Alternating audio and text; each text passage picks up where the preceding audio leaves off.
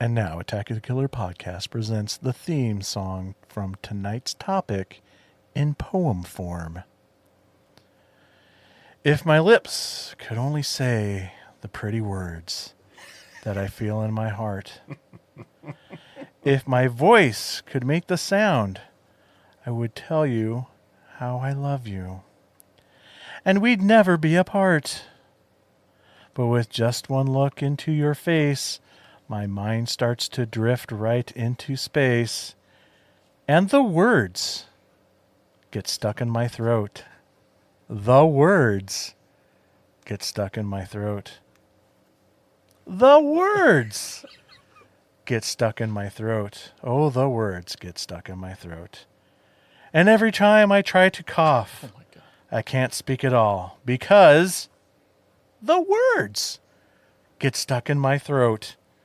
Killer Kaiju on this episode of Attack of the Killer Podcast. Attention planet Earth and beyond. Stay tuned for Attack of the Killer Podcast.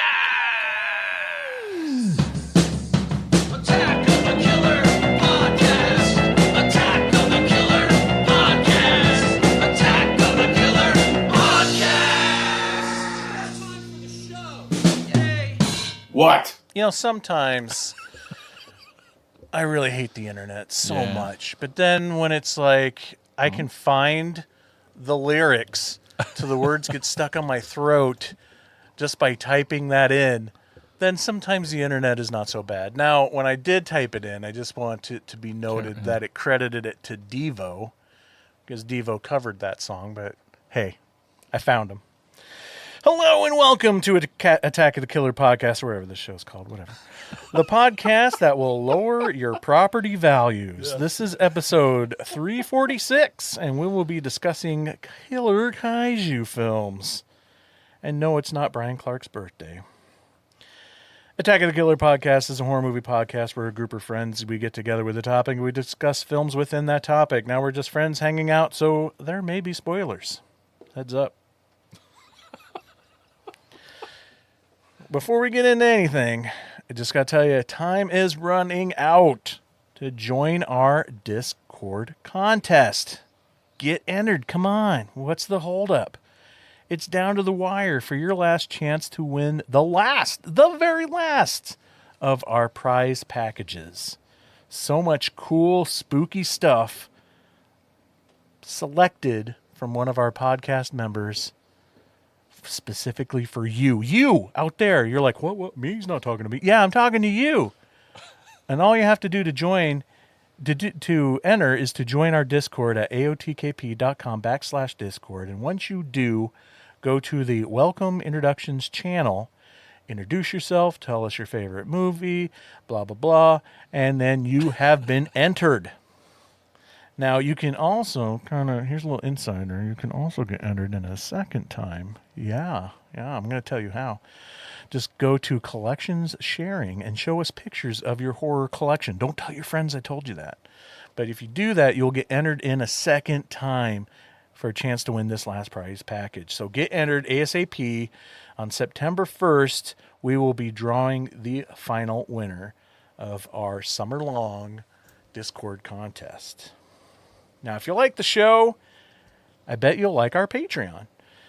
And when you support the show through our Patreon, you become part of the Attack of the Killer Podcast family. And when you become part of the Attack of the Killer Podcast family, you become what we call an attacker. And as such, you get all kinds of access to cool stuff and perks and bonus stuff. And oh my goodness, so much stuff. It's stuff. They love stuff.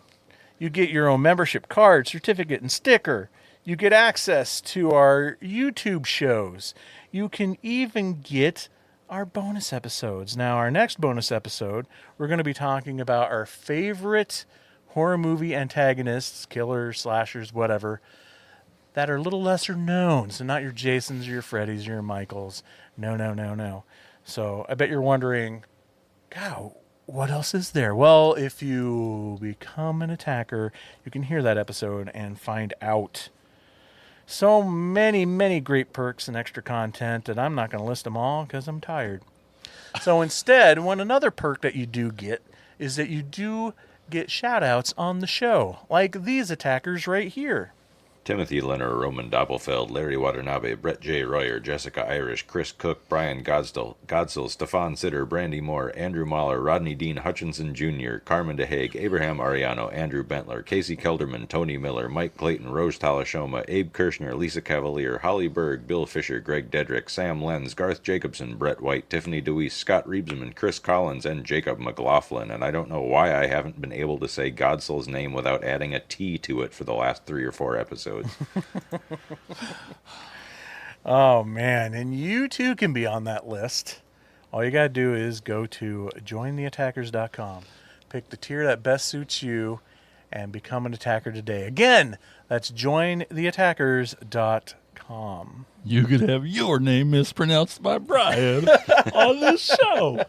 The irony of him mispronouncing Godzilla, and we're just going to butcher all these Japanese names for the next 2 hours. Yeah, if it's a Spanish name or an Italian name or a Japanese name, perfect. But American names, forget it.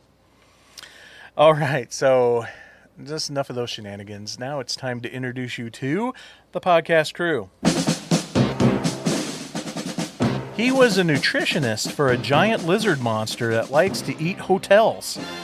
He said he could eat all the hotels that he wanted except for the top 3 floors because he had to lay off the suites. Jason. Very funny, very funny. Hey, thanks everybody for tuning in. Really appreciate you being here. Now, we all know he's a huge Godzilla fan. Probably the biggest ever. Definitely the biggest one on this show. He even went to Japan to see Godzilla's old stomping grounds. Tad, everybody. Hey, I knew that you were going to be reading my name after that great description. Oh, man, I'm getting too predictable. Okay, there was this giant alcoholic koala bear with green scales that destroyed his favorite bar because he heard that the drinks were on the house. Oh. Brian! Hello, everyone. I would just like to say this episode was not my idea. I was as surprised to see it on the list as everyone else. I think that's what you said on the last episode. That's true, yeah. I feel like you're butter- have on Mike. Yeah. I was just going to say, I feel like you're buttering me up to fire me. Nah, it's all just to get you prepared for, like, Teeny Horror Part Teeny 2. Bopper 2. Damn you, Sam. All right. Now, we don't just watch shows for the show. We have lives. Come on. We watch other stuff, too. And here's Tad with what we watched.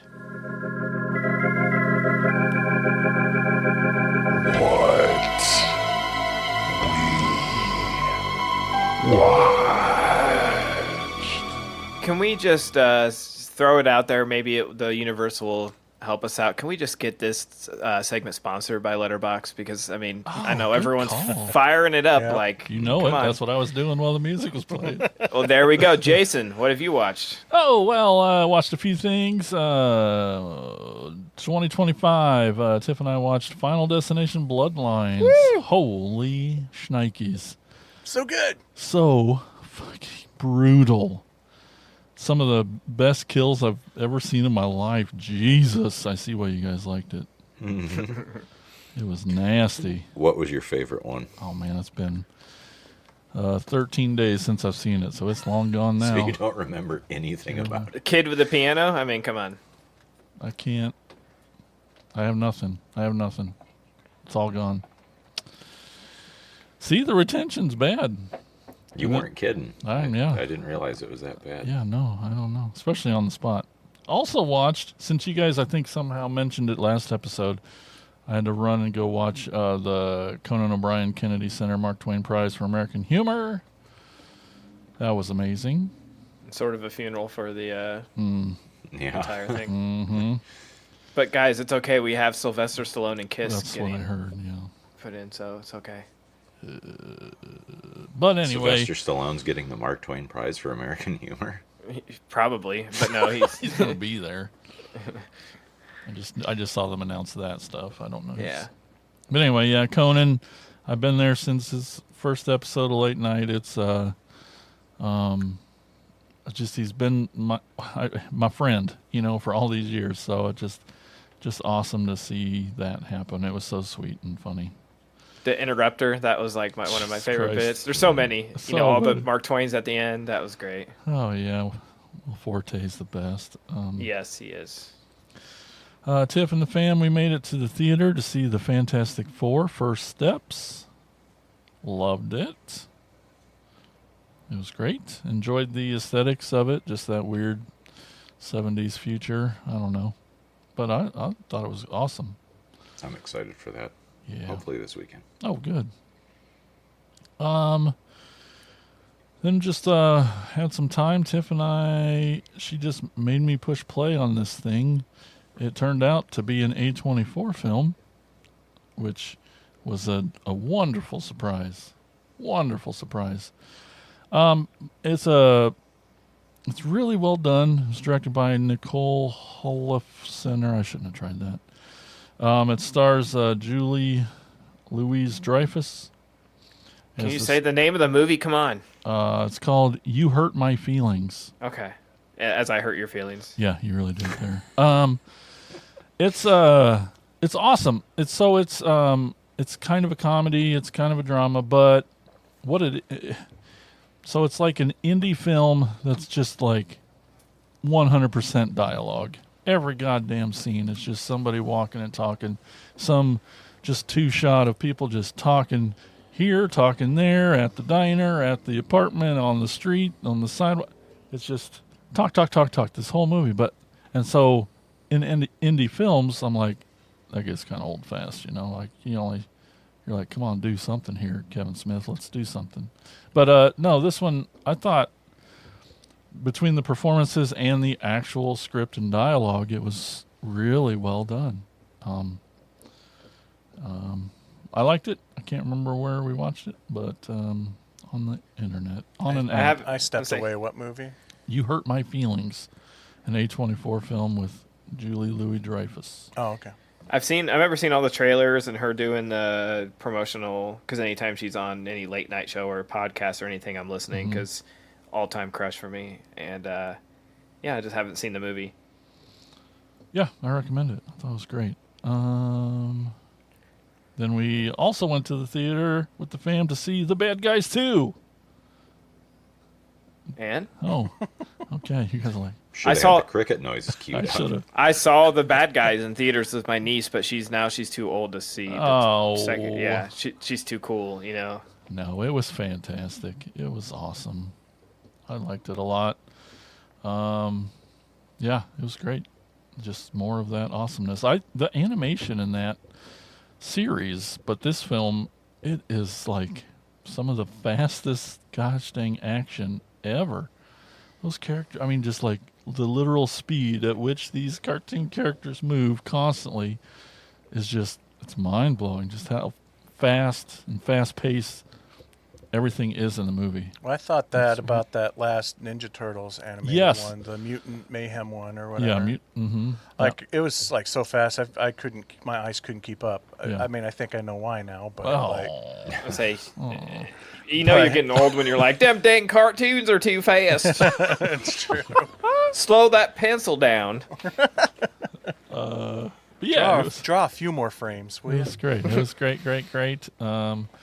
We finished off the series Stick with Owen Wilson and Mark Maron on Apple TV about golf. Oh, that's right. Yeah. But it's fantastic. I will recommend it. It's wonderful. And that's what I watched. I think it just got renewed for a second season. I think so. Yeah. It should. It was wonderful. Wow. Okay, Mike. Okay, trying to get caught up a little bit on the 2025 films. I know I got a long ways to go, but Brandy and I watched Clown in a Cornfield. Was so excited to see this one because I can't believe it played theatrically. Like, we even got it in town. And watching the movie, I still don't understand why it got a theatrical run. Not saying that is a bad thing, but it's just like something you just wouldn't expect to get a big theatrical The release. name like and that. poster alone, straight to video. Yeah, just looks straight to video. it sounds like, like that shark in a cornfield shit and stuff like that. But And 2 weeks from now, Bill is punching air because he's explaining that it's some kind of prestigious book that is very popular.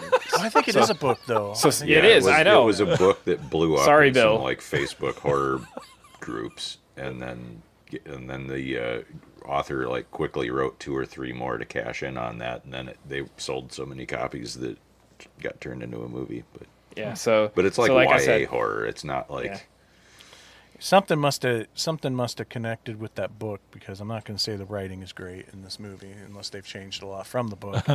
But it's fun. It had some good humor in it.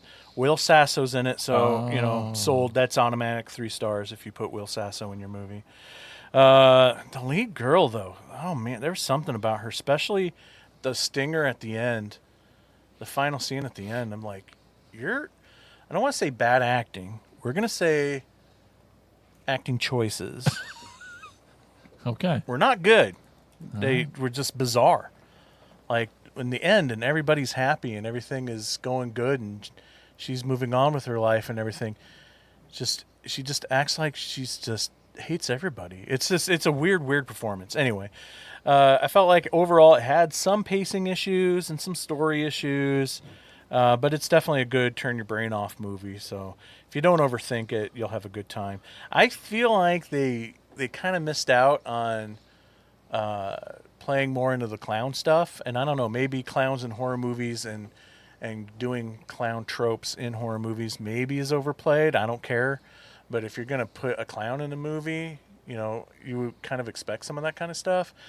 And there was maybe one scene with the clown that I chuckled at, that I thought was a funny little gag. But other than that, they really didn't really lean into the clown stuff. The next thing I saw is I finally got to see Death of a Unicorn. Yay. That was awesome. That was so much fun. It was a blast. Super awesome cast. Jenna Ortega, Paul Rudd.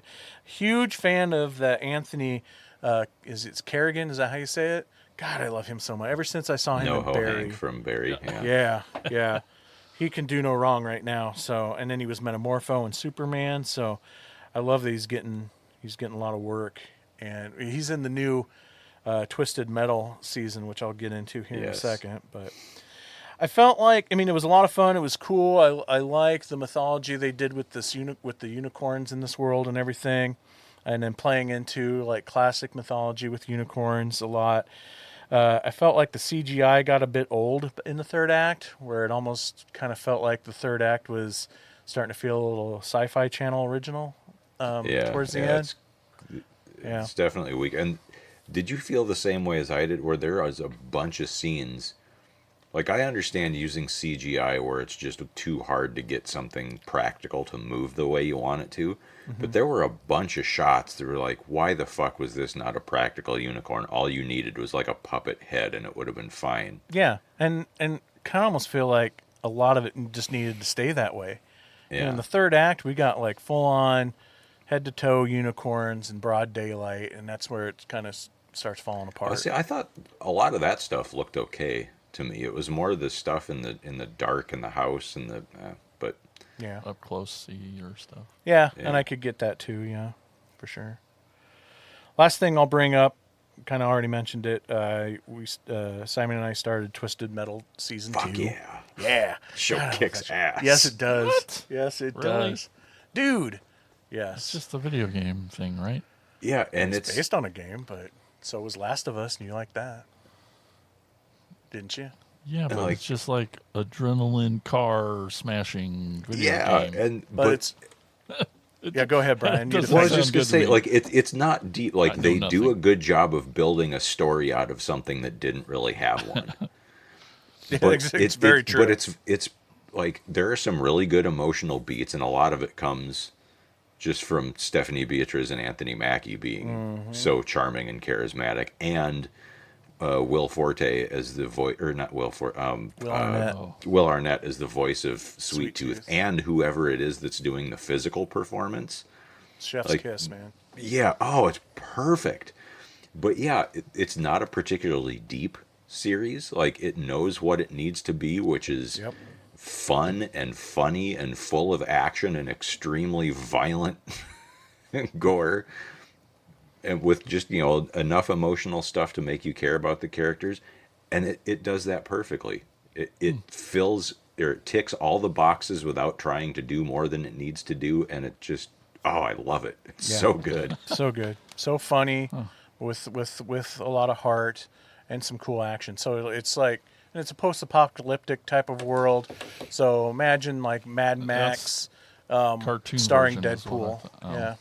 Yeah, that's a perfect way to put it, actually. Yeah. So I think It seriously, just looked too cheesy and comedic. I don't know. Oh no, you got to check it out. It's so much fun. Yeah. I think we're 2 episodes in. Yeah. I think like maybe 3. I know they haven't started the. Well, actually, the tournament new yet. one will be out tonight because Oh, they is release that the on third? Thursdays, I think. Yeah. Okay, so the new one's the third one. So yeah, I guess we have only watched the 2 then. Yeah, so good. Anyway, that's what I watched. All right, Brian, how about you? What's on your letterbox that you don't want no one else has seen? I mean, really, I think the only gross thing on here is I rewatched Night Train Murders because I know I'd seen Oh, it, yeah. but it has been many years and many beers since then, and I didn't remember anything about it. And it popped up on Midnight Pulp when I was looking for something to watch. I was like, yeah, I'm in the mood for something slimy, but I don't want to read subtitles right now because it was kind of late at night. I was like, yeah, let's do this again. Man, I forgot how good that movie is. Yeah, Because it's great. not like the really brutal stuff is not that much of the movie, but it's such a good commentary on class warfare. Like it's more social commentary than it is gross out exploitation. And yeah, that just really, I have no idea why that would click with me so much right now, but so really enjoyed rewatching that one. I don't know if it was Terry was just feeling on a Sandler kick after we watched Happy Gilmore 2 the other night, but she put on The Do-Over. You guys seen that one? No, that's one of them of Adam Sandler's I haven't It's seen. from that era of his movies that everyone, like, where the grown-ups movies and shit were coming out, so everyone was like, oh, he sucks now, fuck it. But it's like him and David Spade, and they were friends in high school. They haven't seen each other forever. They run into each other at a high school reunion, and realize that they kind of both have shit lives. So Sandler basically does this crazy thing that like fakes their deaths so they can just fuck off and have fun, and then they get embroiled in this like crazy Russian mob, or is it Russian mafia scheme, something like that. Anyway, it's a lot of fun. I enjoyed it. I was pleasantly surprised. So yeah, maybe a lot of his movies from that kind of later period that everyone hates aren't that bad after all. Who knows? Rewatched Dragnet. Hadn't seen that since I was a kid. Nice. Not the movie with Tom Hanks and Dan Aykroyd. Yeah. I love that. I'd movie never seen a Russ Meyer movie somehow. Oh wow. So I just kind of randomly picked one because Midnight Pulp carries a lot of Severin titles streaming, and Severin just released a ton of his stuff on Blu-ray. So I randomly chose Super Vixens, and it turns out it's basically a live action Coyote and Roadrunner movie with a lot of boobs and Charles Napier as the coyote. Sold. Yeah, it's pretty fun. I mean, it goes on maybe a little too long. It's like an hour 45, and it could have been like an hour 20 easy. Yeah. Yeah. But so we got out to the theater and saw Together because I How hadn't was even it? heard of it. Huh? How was it? It was okay. I didn't love it, but I liked a lot of it. I'd never even heard of it until Terry's like, "Oh, this is the theater. We should go see it." I'm like, "What is it?" It's like, "Oh, it's a body horror movie. And it's got Dave Franco and Alison Brie." And My hall like, pass. okay, sold. And then a couple of friends of mine went and saw it and said it was really good. So like, all right, let's go see it before it gets spoiled. And so I won't spoil it here, obviously, for that same reason. But it's a body horror movie with a little bit of a cult vibe to it. I will say, like, the first half to 2/3 of it, are just extremely effective at being creepy. Like, I was all in. And I suppose in hindsight, I could see some dark humor in that, but it was such an effective straight horror movie that that's not where my mind was going. So the first time there's a very obvious this is a joke, it kind of threw me. And then it gets sort of jokey at the end, and that it kind of lost me there. Like, had it stayed just super creepy, it would have been like a, way high up there on the year-end list. But with, I don't even know if it'll make the list now, but I still enjoyed it. It's worth checking out. And as far as 2025 movies, we just watched Locked last night. That Yay. was fantastic. Wasn't it great? Oh my god! And speaking of not overstaying its welcome, lean, mean, right around 90 minutes. Yeah. That gets in, does what it needs to do, gets the fuck out. It's tense as shit. It just constantly ratchets up the action and the tension. The performances of Bill excuse me, Bill Skarsgård is so good. Like, it's always funny when I hear him just playing a normal character, not like Pennywise or something crazy. I can hear his Scandinavian accent squeaking through. Yeah. Because I know it's there, so I'm listening for it. So it's kind of distracting. But and then Anthony Hopkins as the villain is awesome. But One yeah, location, Mike. You're gonna love it.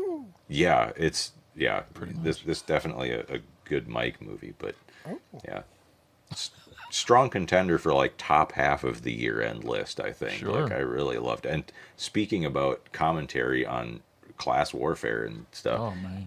it struck me, this is the movie Heretic wanted to be.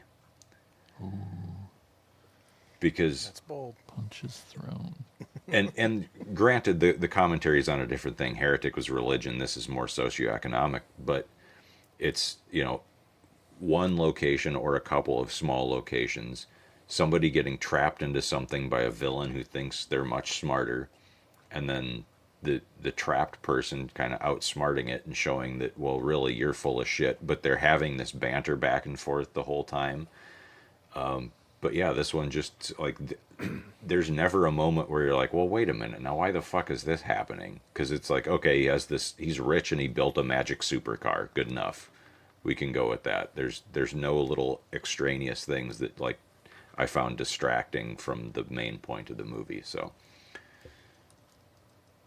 yeah. Anyway, but the big, I was gone all last weekend because attacker Tim Lenner had his birthday wasn't in August, but it was in winter, and he didn't want to try to get a bunch of people to drive to Michigan in the middle of winter.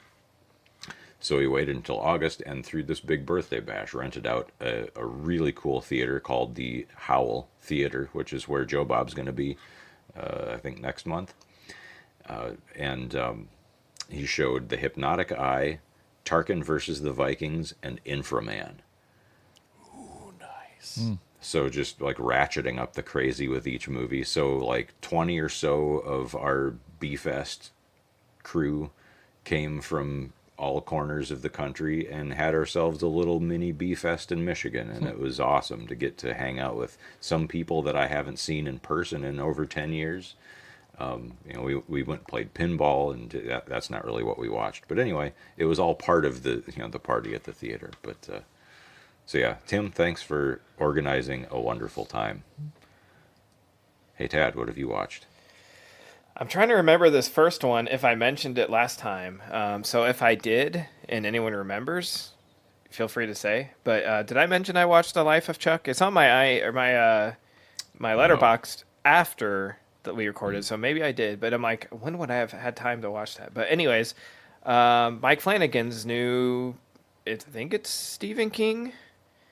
Are you guys familiar with this? No. Nope. It just was in theaters and just hit streaming like last week. It's not a horror movie in any way. It's interesting. It's sort of a inspirational, like a, I don't even know what genre. I'm like on IMDb because it's written by Mike Flanagan and Stephen King, directed by Mike Flanagan. starring Tom Hiddleston, Jacob Tremblay, and it has Karen Gillian is great in it. Who's the other? Mark Hamill's in it. David Dalmatian guy. Matthew Lillard. I mean, it has like a Wow. crazy cast. Really good. A life-affirming, genre-bending story about 3 chapters in the life of an ordinary man named Charles Krantz. So it has him as like a little kid, as an adult, and as like an old man, and it sort of jumps all over. It's very much like, I don't even know how to explain it. You just need to watch the trailer, and I know Jason will see the trailer and be like, I gotta watch this, and the other 2 will be like, no thank you, which is fine, but I really liked it. It was sort of a nice palate cleanser, because I haven't been watching a whole lot, so it was like, what if I just watched something that wasn't just mean and angry and violent? Why would you want to do that?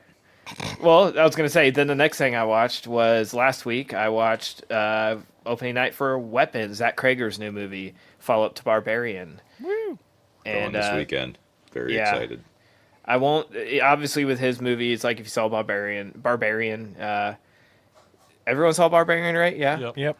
Yeah, so I think I went in, this isn't a bad thing. I went in, with Barbarian expectations. It's really fantastic. Weapons is great, but I also probably should have kept my expectations a little bit in check. And also, I feel like the internet hype of like everybody saying like movie of the year, I'm like, I probably still like Sinners a little bit more, but it's really good. This is definitely worth watching. Very good. I'm so glad, like outside of the first trailer, I just ignored everything else. I'm like, I don't want to know anything else. But the cast is fantastic. The movie's really cool. You're all going to see it anyway, so I don't really need to sell it or even really talk about it. But I haven't even seen a trailer. I'm deliberately trying to avoid anything about it. That's why since I was gone last weekend, we're going to see it this weekend, so nobody spoils the damn thing. And what I was going to watch last night was Together. I had been looking forward to seeing it in theaters. We had sort of planned out a night Wednesday. I was like, I hate going Tuesdays. That's a $5 night. That's when the worst people go to movies. Yeah. So Wednesday was the last night. It's in our theater. Let's do it. Told Nikki 6:30 p.m. we're leaving the house, which, you tell, I don't know, you guys all have girlfriends or wives. It's like, Is this going to be like an old Sinbad bit about how women take forever to get ready? Yes. What I'm trying to say is, the movie's at 7:15, so I tell her, we're leaving the house at 6:30. And my dumb ass, I'm like, got my shoes on, got my changed into like the perfect shirt, because I'm that guy, and figuring out my outfit and get all ready. I'm all excited because it's been a shit couple of weeks and haven't really, whatever. And it's like 6:20, and Nikki's downstairs checking the laundry, and I just hear her go, "Dad, there's water!" And I go downstairs, and the basement's flooded. So, No. the laundry, like the main drain from our laundry was overflowing, so I had to snake it, and I was elbow deep in the drain and covered in black soot and whatever the fuck is in the drain. So that didn't happen, and now it's not in our theater. So, that's what I didn't watch. I think It's a new segment we're working. yeah. I think the last thing I'll just mention, and I'm surprised, like I threw it in the group chat, and I think the only other person that replied was Godzilla, but Sweet Revenge came out last night as of recording this. What's What that? is that? The new Friday the 13th movie. Oh. What? Jason... You mean the short that's sponsored by the beer company or something? Yes. Well, that's but why it's... I didn't watch it. Okay. But No idea what you're talking about. the Jason universe, like the new, thing that's been much That discussion. y'all are hating on. They made like it's like a professional short film. It's sort of, a lot of people are like, it's like a fan film, but no, this is like very high end production. It's 13 minutes, I think. Not a coincidence, but very, I was expecting just sort of like a beer commercial, because this thing is sponsored by whatever Jason hard apple cider or whatever horseshit they're selling. But damn, it's cool. I mean, maybe I'm just so desperate for new Jason stuff but it's, outside of the mask, still not in love with it. It's a really cool short. Like, it is like I said, a 13-minute, very polished, very well put together. I'm like, this would be really cool, like concept, like for a feature. Like this is what we want to do for the next Friday the 13th movie. Seeing Jason murder people in some of the most violent ways, like some of the kills in this short are way more violent than he's been in the features, but still true to the character. Not too gratuitous. There's only one scene where someone's drinking the hard cider, and then they have the logo in the post credits. But outside of that, I was, I didn't even realize it was sponsored until the credits rolled. But I highly recommend it. I mean, 13 minutes, and I started it without saying, like, me and Nikki went downstairs after I unclogged the drain, and I was pissed off, and we missed the movie, and I was being sad and mopey, and she's like, what do you want to watch? I'm like, nothing, and then yeah, and then I'm like, well, this thing came out, so she has no idea about what the fuck the Jason universe is, knows nothing, so I just played it, and it's not, because of the licensing agreement, they can't say Friday the 13th anywhere, which I'm surprised they still didn't say, like, Jason's... Don't you mean the Jason Yoon 1 V3 Rs? Yes. But it's sort of cool because, like, the title is just Sweet Revenge, and there's no Jason in the title, no Friday the 13th. And so she's watching this thing, and they're, obviously they don't get to Jason for quite a while. And again, my Sinbad act, it's like you start the thing, anything I start immediately. What's this? What's it about? What are we watching? It's what? And I'm like, it's 13 minutes, so shut up and watch it. Like, you'll know in 2 minutes. But, it and then finally, like, Jason appears, and I was in my brain, I'm like, oh, she's gonna be like, holy shit, it's a Jason movie, and she's like barely looks up from her phone, like, whatever. So but I was excited. It's been so long without anything official Jason that even a short vignette was pretty fun. So and where do you watch this? It's on YouTube for free. Nice. Awesome. Like I said, if you're a Friday the 13th fan, just watch it. What's the worst that can happen? It's 13 minutes, guys. Will that count for 2025? I'm putting it on a list. Fuck it. Okay, cool. If that winds up in anyone's top 10, I'm going to drive to your house and slap you. I tried to put Twin Peaks: The Return on the top 10, and the other two Yahoos were like, nope. So. Oh, that's a whole TV. Oh, was that it? That's all I watched, yeah. I was just going to ask, because I thought you did this too, and I completely forgot to bring it up. Didn't you watch part of Alien Earth? Oh, yeah, the first episode. Yeah, we watched the second right before I came down here to record. Wow. Yeah. It's really good. Oh, Noah Hawley, I completely trusted Noah Hawley, so, I mean, this is going to be a hot take, I think he made a better Fargo than the Coens, but... Whoa. I actually would agree with you. Whoa. Yeah. Apparently all the Alien franchise needed was to get Ridley Scott's drunk old ass out of the driver's seat. I was like, he's a producer, so he's in the back seat. Right. Well, right, but he's like, I think he's probably one of those, like, he's a producer because they still have to give him money because he's so tied to the thing, but he doesn't actually do anything with it anymore. Like John Carpenter with every remake. Yeah. Because, and like the production design is great. The characters are all fantastic.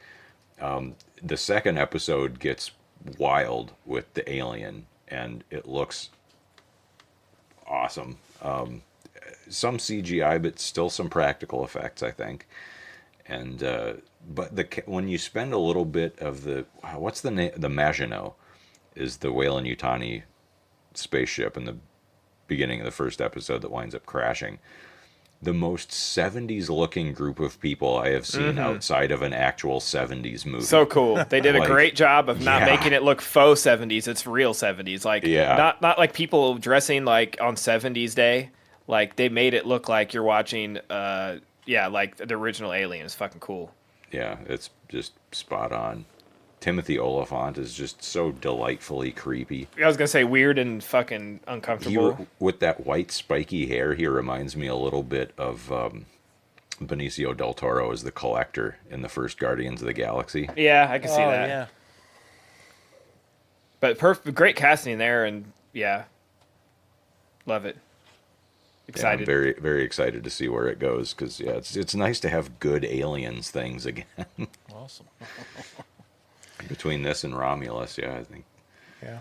And I guess I the did last watch- couple of Predator movies were great. Like, Yeah. man, Yeah. are they both back on track? Or are we just like, is Yeah, everything they'll- okay now? They'll find a way to like somehow combine them and ruin them again, but No, they I did- combine perfectly. It's not that hard to do, which you wouldn't know it from the 2 movies we got. But like Yeah. all of the comics are really good. I guess I did watch the first episode, season 2 of Wednesday last night also. Oh, snap. And maybe it just was like not in the mood after all the shit going down, but I was just sort of like, man, like I think it's just Netflix. Like, fuck, how long do they take to film a goddamn season of a show? Like Jenna Ortega's like 40 now. It's like, Pugsley's seriously, Pugsley first season 6 was feet like, tall now. yeah, he's literally a foot taller than her, and he was shorter than her, and it's like, the Stranger Things kids are literally going to be in their mid 20s. Yeah. You know, almost 30 by the time this final season comes out. It's fucking Netflix. Get on it. No one else is having this problem. They're churning out seasons of everything else. The Bear, it's like every 6 months there's a new season. Yeah. I don't get it. I love Tad rants. It's just like watching it. I'm just sort of like, it was a cute novelty the first season, but I'm like, Jenna Ortega, it's like it's not she's older, ugly by any means, but she's playing a like middle schooler and she's like 30s. It's weird. Yeah.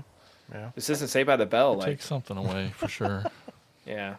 But Tim Burton directed the first episode. It had not Willem Dafoe, but the other weird guy that's in all Adam Sandler's movies with the googly eyes, Buscemi. Steve Steve Buscemi. Buscemi. Yeah, he's in it and he's great, but didn't save the episode. But we'll see. I'll still watch it, hate watch it because I have to. I mean, the first season wasn't that good, so like, whatever. Yeah, and not to go on a whole tirade, but like, Too late. I know, but it's like. Just let it out, man. You'll feel better. I just miss Tim Burton when it was just like, just let's let him cook. Like Beetlejuice, like what if it's this crazy dead guy? What if a guy had scissors for hands? And then we're like, what if he just made everything but dark? It's like Willy Wonka, fucking Dumbo. Addams Family is like the laziest. It's like, it's already Tim Burton. Why do we need... Right. I don't know. And then Beetlejuice 2, and I'm like, let Tim Burton cook again. So the Attack of the 50-Foot Woman, that sounds great. Let him do that. That's exciting. Is he doing that? Yeah, with Margot Robbie. Oh, hell. Oh, nice. Yeah. I'm like, that's where we need him. Agreed. Even though it is technically a remake, it's at least like out of that wheelhouse of like, what if we gave him a Disney property and he made it dark? Okay. Anyways, that's what I watched. All right, yeah. Was that Brian? No, that was Tad. All right, that was Tad. All right, so let's get into our topic of killer kaiju. Brian, thanks. Brian, what's first? First movie is from 1966. It is Daimajin.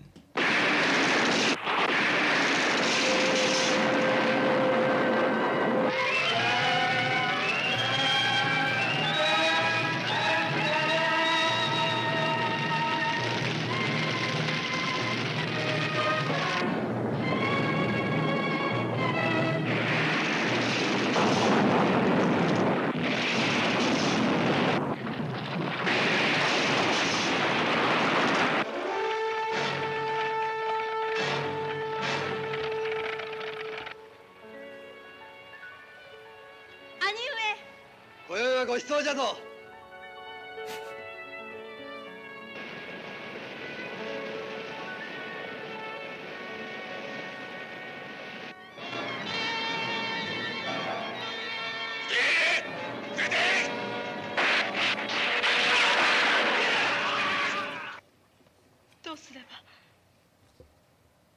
小座さんのお願いをお聞き届けくださるのでしょうか。小座さんがこの身をお捧げいたします。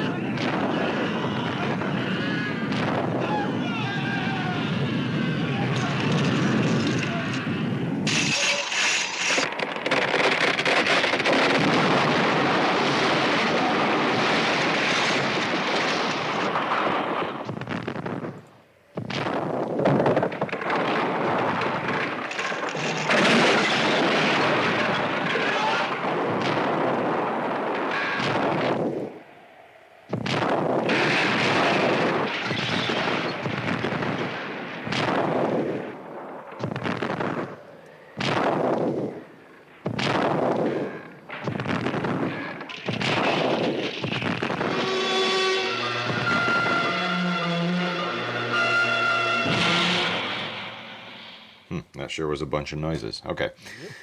Evil, evil Chamberlain Samanosuke tries to wipe out his rivals and take over a village to steal their resources, but with the help of a samurai named Kogenta and priestess Shinobu, the child heirs of the village leaders, Kozasa and Tadafumi, escape and hide in the mountains. When they reach adulthood, they attempt to return and free their people from slavery, but Samanosuke's forces are too much for them. They pray to awaken their mountain god Daimajin and bring some Old Testament wrath down on the villains. So it's interesting how this came about. Gamera's first foe was meant to be a frost giant, and this is from more of a Norwegian mythology kind of thing, which is why Baragon, the big lizard he fights in the second Gamera movie, has ice powers. Eventually they moved away from that plan, but the idea for a humanoid giant was adapted into more of a golem type story, and the design of Daimajin is based on Haniwa terracotta warrior sculptures used to guard the tombs of royals and super wealthy nobility wearing Keiko armor from around the 6th century. Before I get too much in the weeds on all this weird trivia, what did you guys think of Daimajin? I loved it. Hell yeah. I've seen it before, but Okay, I thought you had seen yeah, this one. But I have. God, who put out? There's a really crappy DVD box set. yes. I'm assuming. I think it was. I can't think of the name right now. Retro Media. Didn't Retro Media? Was that the Yeah, and Fred Olen Ray's label? And there was they only had 2 of the 3 movies in that set, if I'm remembering correctly. And they thought had all the 3 of them titles were in wrong. there, but Or maybe did they have all? Maybe they had all 3. Yeah. But they had the titles of the second 2 movies flipped around. Oh, for real? Yeah, so like Wrath of the Daimajin, which is the third one, was the title on the second one, and so on. And the versions available stateside, including the ones on that disc for a long, long time, were just these shitty, washed out 16 millimeter TV prints. And only in the last, I don't know, 10, 15 years or so have there been like good high def versions available here. And then Arrow, a couple of years ago, put out that box set, which is just awesome. I mean, great features, cool booklet, brand new artwork, beautiful transfers of the movies. I mean, God, these movies look good. I don't know what version was streaming on Sling, but I thought it looked gorgeous. Yeah, that'll be the new Arrow one. Oh, it looks so good, and it's such a great movie. There's just certain set pieces in this movie that just, gives me the warm feelings. When they're attacked, when they chase all the villagers into that building and they set it on fire, just some of that pyrotechnic work they did in that scene is like, man. There's just shots that looks like they're actually standing around in a building on fire. It looked really good. And then of course, the epic scene there in the third act where the giant is destroying everything and killing people and stuff. It's just so awesome and epic. And in this one, it looks like, and probably because he's a smaller scale than a Gamera or a Godzilla. Yep. But they were doing different things that I had really never seen before in kaiju films, as far as some of the effects works with some of the way they do some of the forced perspective shots or some of the giant special effect feet or whatever, stuff like that. You get some really cool. I think I'm liking when the kaijus are kind of shrunk down a little bit more. Yeah. Where you can get more detail in the miniatures that way. The model buildings are bigger, so you can get more like individual shingles and detail in the wood and that kind of thing. Yeah. But then you really also feel like the humans are existing within the frame with the giant monster when they're scaled back a little bit. Well, and some of that also has to do with the fact that 10 years before Carlo Rambaldi and Dino De Laurentiis tried it and completely fucked it up on a much shorter time scale with a much smaller budget, they built a full-size animatronic Daimajin that you see in a bunch of scenes in this. Oh, yeah. Nice. And the most impressive one, I think, is when Samanosuke is running away from it at the end, and he comes around this corner and thinking he's getting away, and he comes face to face with the Daimajin, and he looks up at it the camera's looking over his shoulder up at the Daimajin, and that is the full-size 60-foot tall fucking robot. Oh, that's awesome. And it reaches out and rips the balcony off a building. Yeah. to be able to, and this movie was made in 4 weeks Holy crap. for about $275,000. Damn. And that's for the whole, that's not the effects budget, that's the whole fucking movie budget. Holy crap. So to create a full size, or actually he's probably not 60, he's probably smaller, he's probably only like 30 or 40 feet tall, come to think, because then you get that scene Yeah. where he picks the guy up, and it's about King Kong scale. Yeah. So that tracks. But Just some of those scenes where, like, when he's first coming up on the village or whatever, and you got those guys and whatever, that guard tower or whatever, and he's like standing there, and then he just does the head turn to look at him. oh Like, yeah, that's good stuff right there. And the look of the whole statue is amazing with that grimace on its face. It's just very, very imposing. hell Yeah.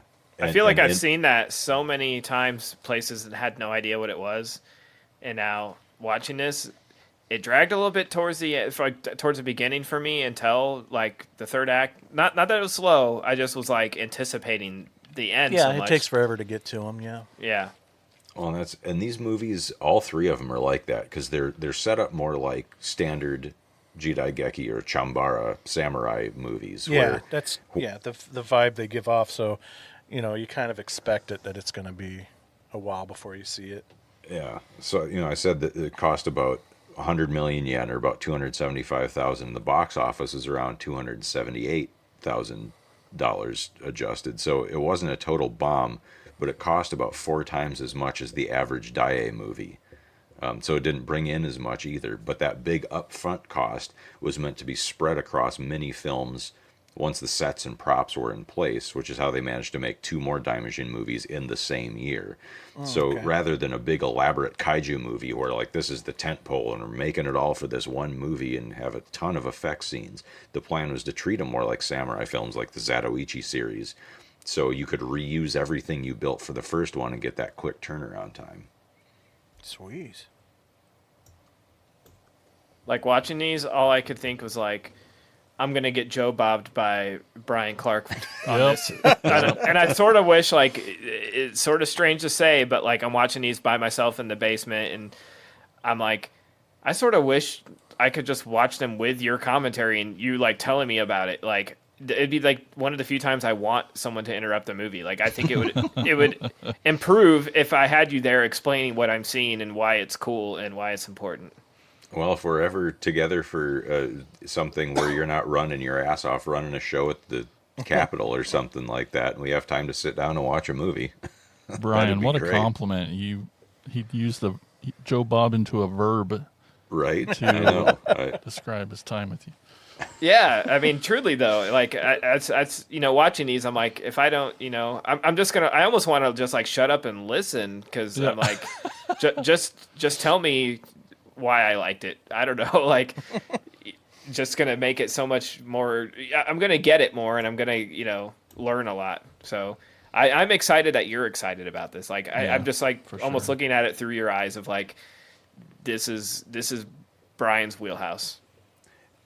And I love it now that you can see these in good quality because, like I said, like these movies were only available in the shitty TV prints that had been, used over and over and over again, and all the colors were washed out, and they were probably pan and scanned. I've actually never seen the TV prints of this, so they may not be. But probably the only good thing about them is the AIP dubs, because AIP and those old Tetra Studios dubs, like, man, that shit is just on point. I love them. Everyone's like, subtitles are better than dubs, but not with old kaiju movies necessarily, if this is what you grew up with. But I'm just glad that a lot of these older movies and more obscure, Godzilla movies are one thing, but something like Daimajin or the Gamera movies, that now you can see these in these beautiful high-def prints and appreciate the artistry that went into them. Like, I hope that goes some way towards people not talking about, oh, it's a guy in a rubber suit in cardboard buildings, because, like,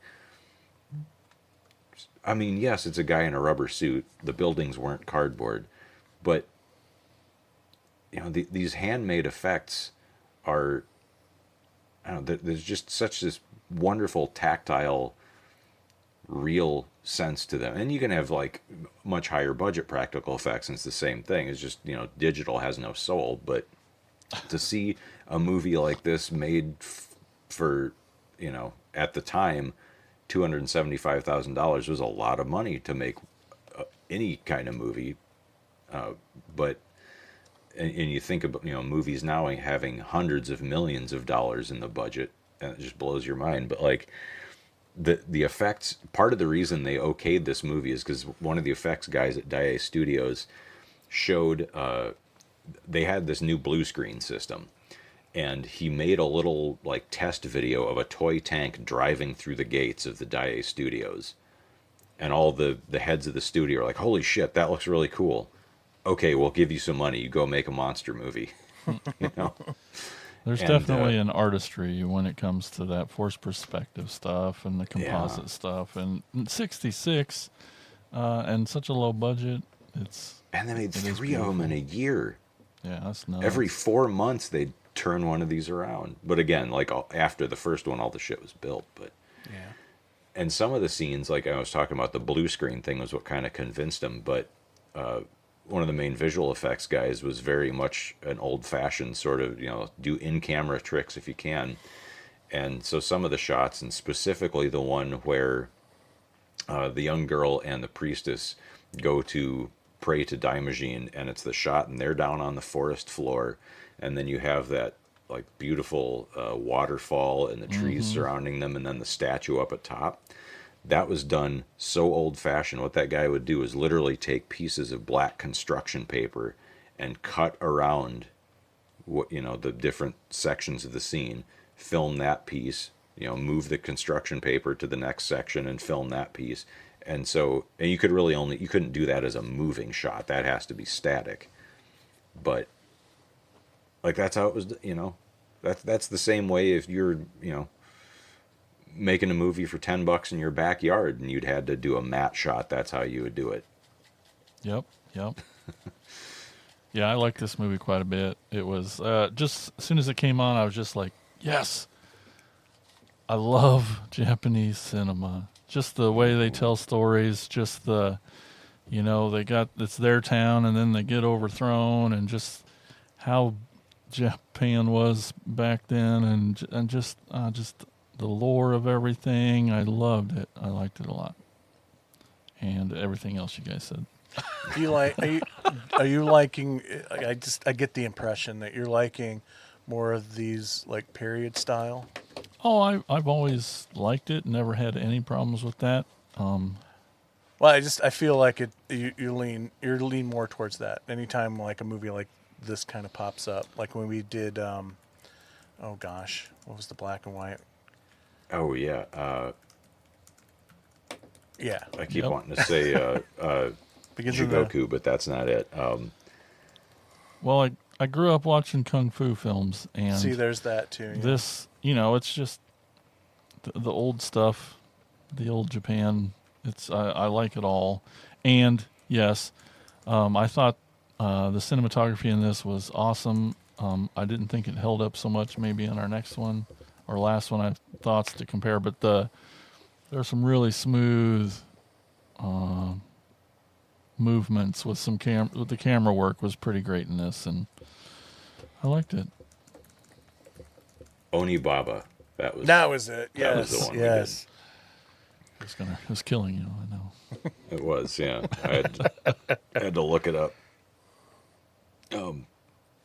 So just a couple more little bits of trivia, unless anyone else had to. No, go ahead, Joe Bob. Joe Bob it. So, Daiei Driving Studios, totals. We have one giant angry demon god, one impaled evil shogun. Anyway, so Daiei had two branches of studios at that time. There's one in Kyoto that specialized in period pieces, so that was where this one was shot, and then one in Tokyo that did modern pictures. And during 1966, every movie they released was part of a double feature. Ironically enough, this was released as on a double bill with Gamera versus Baragon, and Daimajin came from what was originally supposed to be Gamera's foe in Gamera versus Baragon. But so they had two new movies released every 2 weeks for the entire year. Whoa. Imagine cranking out movies in a studio system Lord. that fast. Like, it's just wild, yeah. And this was one of 10 movies that Akira Ifukube scored in 1966. Wow. He did over 250 in his whole career. Holy shit. But yeah, so if the music in this sounded familiar, like, this kind of sounds like Godzilla music, same composer. So he wasn't contracted to Toho, so he could do stuff for anywhere. But and then, so in the Daimajin suit was a guy named Chikara Hashimoto, who was a former pro baseball player. He went on to play Daimon in Spook Warfare, the second yokai monsters movie, based on his performance in this, because he was so good at acting with his eyes through the suit. Because that, like, one of the, you were talking about the bit where he walks by the guard tower and does the head turn. Like, one of the reasons Daimajin is such a, like, I think if it was a full mask and it just had, like, you know, googly eyes or whatever, it wouldn't have worked so well. But because you can see the actor's eyes, and we'll be more of that in the next movie too, it works so well. And for dust, like for blowing dust, because there's a lot of that at the end, you know, when Daimajin is on his rampage smashing through the village, they used sweet potato powder.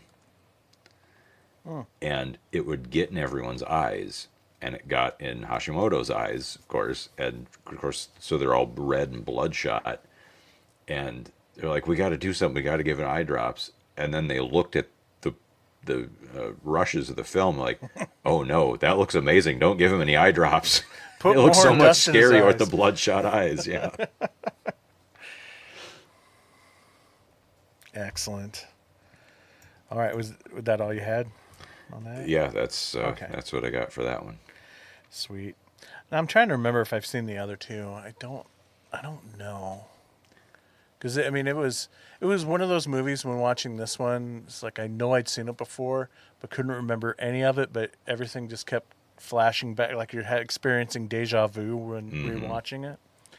So the second one is very much the same story as this one, but with they up the ante on the special effects. Like, there's a scene where Daimajin basically parts the Red Sea. It's fucking awesome. Like, the bad guy's trying to get away across a lake, and he's like, haha, I've defeated you, you stupid stone statue. And Daimajin just gives him this, like, oh, fuck you look, and the waters part, and he just walks through the bed of the lake. Sweet. Oh, it's fucking awesome. And then the third one is actually, like, the protagonists are a bunch of children, like 8-year-old kids.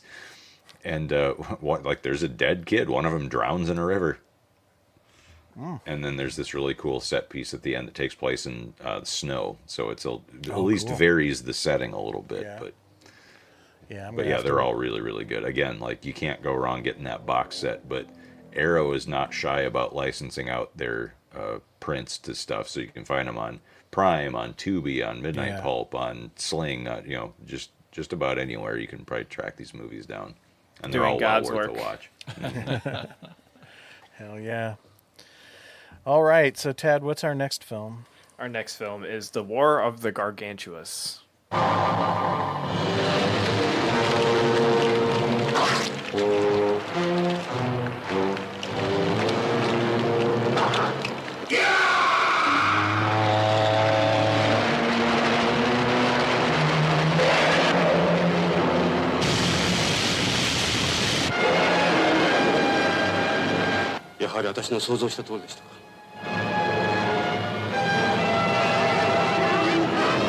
Got a strange hunch that they're not related as we know, father and son are brothers. One might be the offspring of the other. 彼の性質は私が一番よく知ってます。優しくしてやればとても素直でした。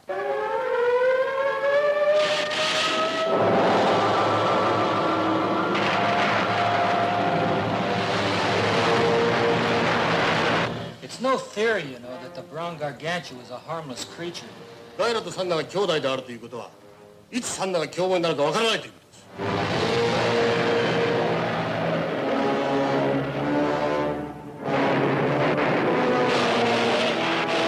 カイラ。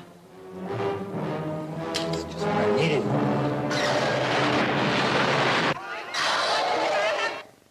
これでもあなた方は怪獣の飼育を主張しますか？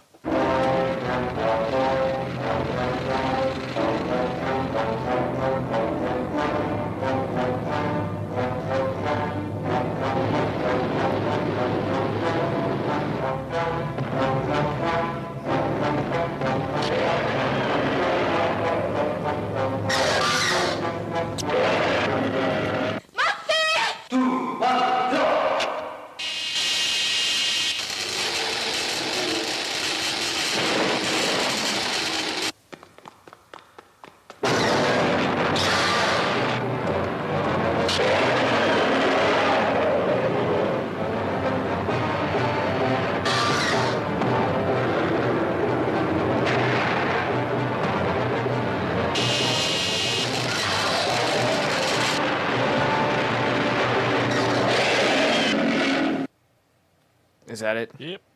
All right. From most abrupt ending. From 1966, The War of the Gargantuas is a heartfelt family drama about two giant hairy brothers with irreconcilable differences. One likes eating people, the other prefers not to.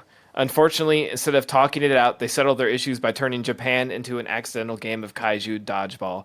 This is my favorite one of the episode. Holy shit, this is fun. Yep. I have the IMDb page right up, and it's showing the trailer, and I just fucking love them, like, stomping on things, throwing ships at each other. This one, it has the cool Technicolor. The monsters designs are fucking cool. The big giant squid monsters are cool. Like, this one's just a ton of fun. I love it. It's not perfect, but this is like something I would throw on as a kid on a Saturday morning. You know, in the summer when you don't have to go to school. Like, I don't know. This is like something you find on like one of those local access channels at a weird time, or something that they'd have on like, I don't know, some horror host show. This is the first. All these are first time watches for me, but man, this one's the most fun to me, and it threw me back to like not just the sound cues, but the videos. I'm like, God, now I never realized how much this stuff influenced the Beastie Boys. Yeah. Like, holy shit, like Intergalactic is 100% this movie. And the scene in Crank 2 when Jason Statham's fighting that one guy in the power plant, like turn that's into kaiju. absolutely a reference to this. Yeah, man, this is just cool as shit. I loved it. All the fighting was so cool. I'm sitting here like smiling ear to ear watching this little video on mute. Watching it again, I'm like, I want to go downstairs and throw this one on again. It's just a ton of fun. Yeah, I'm right there with you. This is my favorite of the episode. It's probably my favorite kaiju film of all time. Damn. I was chalking it up as nostalgia because I can still remember the first time ever watching this. A lot of my biggest movie memories are watching movies at my various sisters' houses. And this one was my sister that lives in Des Moines was at her house. And she had, the extended cable. We had the basic crap at home. So, I would always get to watch like HBO and Showtime and all that stuff at her house, MTV, whatever. And I remember watching this. And this was the first, and I was very familiar with Godzilla, obviously, up to this point, and watched several Godzilla movies. But definitely from that era of Godzilla. So seeing this for the first time, it freaked me out. It terrified me because this is the first time I had ever seen a kaiju pick up a person and eat it like a potato chip. So and then spit their clothes out. Yeah. So I found these guys. Well, the brown one in particular. It was the green one was the bad guy. Yeah. Sorry, the green one in particular. The way they lit him, and especially when he's like hiding behind trees and stuff, and some of those low camera angles on him and everything. And I always found him extremely vicious and creepy, and as a child, very terrifying. And so I've just always loved this movie. And then when they fight each other and all that stuff, it's so good. I mentioned at the top of the show, it's got a great song in it. Questionable. And also, this goes down in my history books as the first time I've ever seen a giant monster run through the city. Yeah. Oh, yeah. Yeah. Yeah, he doesn't do the slow stomp. Yeah, and it's normal human speed running too. It's not like they slowed it down or anything. So to me, that seemed to also up the ante on the on the threat of these guys. I will say my one thing is I never understood how the green Gargantua who lives in water was able to sneak up on people. Not so much that you would think you would hear him coming, but I think you could smell him coming. It had to have been the most rank wet dog smell of all time. So, yeah. Huge fan. Yep, I liked it a lot too. I've seen it before. It's really awesome. I even though you mentioned the city thing, I was going to mention with this. I love how almost until the end, like the way they shoot the Gargantuas in such a nice slow motion that gives them that weight and that speed of slow, which is really great. And that fucking octopus squid scene that opens the movie is fucking awesome. Very awesome. And that's what I was talking about, man. Coming through the door of the boat and grabs the guy who's in the cabin. Good. It looked good. It was a very well shot scene. The effects Even their were great. fight was great. And I love the score of that scene. I can't think of it. Brian, you could correct me, but I can't think of another kaiju movie that uses the theremin. But that scene, not enough of them. Well, yeah. I mean, I'm sure there are other, like off the dome, I can't think of anything, but surely this can't be the only one. You wouldn't think so, but it just really added there a lot might to be that some scene. in Frankenstein Conquers the World too, to which this is a rough sort of kind of sequel. Yeah. But watching it again, I got to admit that those fight scenes get long. Like they got a little long for me. So or the novelty of the coolness wore off a little bit. That's all. I mean, it's still great. It's still awesome, and the way they, again, the forced perspective / the composite stuff is awesome. Mm-hmm.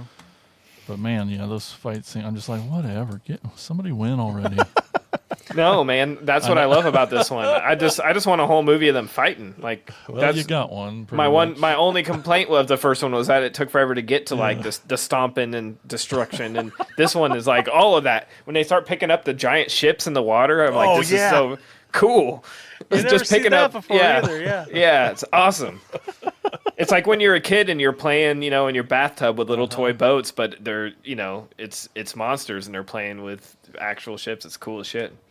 Because he is one of us, I would be willing to bet that, and I don't remember if he said anything about it in the commentary, but I bet Del Toro made the bit in Pacific Rim where the Jaeger picks up the ship and whacks the flying kaiju with it. I bet that's a reference. Oh yeah, I could totally see that. One thing, and I love the design of these guys a lot too. I mean, I was going to say that it's the epitome of guy in suit. Yeah. But the neck up is cool. And again, you get the eyes Yep. exposed so they can do a little more acting.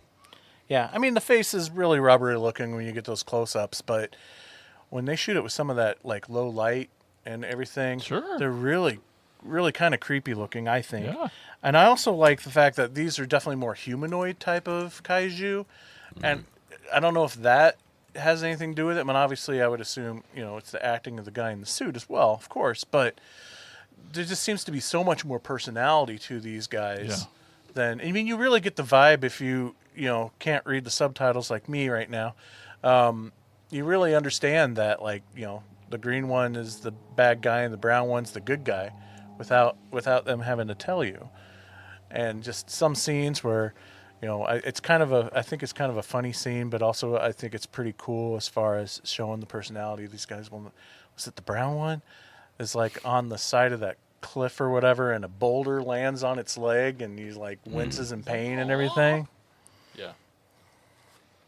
Well, and this was back before kaiju had to be like invincible, and you couldn't hurt them with anything, and like the boulder falling on it hurts him, or when Gyra gets lit up by the maser tanks, like he's fucking wrecked at the end of that scene. His skin's all torn up and red and burned, and he can barely stand up, and Santa basically has to carry his ass back into the mountains.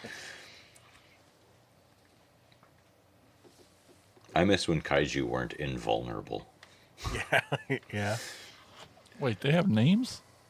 Yeah, Santa is the brown one and Oh. Gyra is the green one. You don't remember that scene where like the military over the over the walkie-talkies or radio or whatever, made it a point. There was like a scene that made it a point to name them.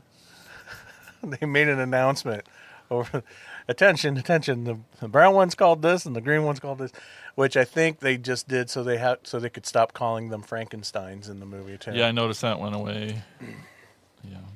And what? Yeah, that's so weird. Like, this is supposed to be a sequel to Frankenstein Conquers the World. Yeah. And it kind of is, but it also doesn't really, like, you know, they regrew from the cells of the Frankenstein monster from that one. And funnily enough, the octopus that Gyra fights at the beginning is the same one that was scrapped from the ending of Frankenstein Conquers the World, where okay. Henry Saperstein said, "Give me one more monster," and and Ishiro Honda and everybody's like, "Well, but we're done filming. We don't." He's like, "No, I don't care. I want another monster." So they had to hurry and bring everybody back and rebuild part of the set and build this octopus prop. And they sent him the footage, and Saperstein went, it looks like shit. Well, just leave it out. Like, God damn it, we're going to use this fucking thing. And then it showed up in like 3 other movies besides this, too. So they got their money out of it after all. So Sanda is played by Yu Sekita, who is Mechanicong and Gorosaurus and King Kong Escapes. He was Anguirus and Destroy All Monsters. And then Gyra is Haruo Nakajima, who is Godzilla. Oh. And he said this was his favorite movie to make. Oh, cool. It was his favorite monster to play because he got to show his eyes. Yeah. And because it's so athletic. The only other movie that I can think of that has such a just brutal kinetic kaiju fight is Godzilla Raids Again. But that one is so wild because they accidentally shot it at the wrong speed. So, like, normally to show scale, you overcrank. I'm trying to remember if that under. I think so. You overcrank, so when you play it back, it plays back slower. And they accidentally undercranked the camera in Godzilla Raids Again in some of the fights and made it look really, really fast. Nice. And they were like, the camera guy thought he was going to get fired. But then Eiji Tsuburaya was like, well, hang on a minute. Now that actually looks really cool and like animals fighting, so let's just keep that. And then but yeah, this one is more just, and again, going back to what Mike was saying in Daimajin, they're smaller scale. These guys are only like 60 or 70 feet tall as opposed to 200 or whatever, so all the buildings are bigger. And man, they get a lot of mileage out of those effects, especially like the one that really stuck out to me this time was when they attack Gyra for the first time just with tanks, and he's just picking them up and chucking them through houses. Yeah. Like that, it maybe goes on a little, like Eiji Tsuburaya was having a little too much fun smashing those houses. They maybe could have like cut the last 2 of those out. Like, okay, we get it. He's throwing tanks through houses. But this is also the very first appearance of what would become probably the most famous Toho mech vehicle, the Maser tank. And that footage got reused several times, probably most prominently in Godzilla vs. Megalon. But those things reappeared not just as stock footage, but they brought them back several times in Return of Godzilla in 1984 and Godzilla vs. Biollante in 1989. Several other times throughout the Showa series, both in stock footage and in new footage. Very cool toy. I have a great Revoltech toy of the Maser tanks articulated, and the barrel goes up and down and everything. Oh, cool. Nice. The Gargantua brothers showed up in some other media throughout the years. They popped up as I don't think they were ever playable, but they were background characters in some video games. And you can see them fight Godzilla in the IDW comic series Godzilla Rulers of Earth. Oh, and it's kind of neat because they keep the scale the same, so they're like way smaller than Godzilla, so they have to tag team him like they're fighting again, and then Godzilla shows up and they're like, okay, well, let's set aside our differences and go after this guy. I wonder if that's what I saw. neat. I literally did today. I saw on Facebook a little one panel of the Gargantuas fighting Godzilla. I wonder if it was from that book. It has. That's the only time it's happened. So yeah, definitely it is. Cool. I remember when they were on It's a Jerry fun Springer. Yep. Throwing chairs and shit. Yeah.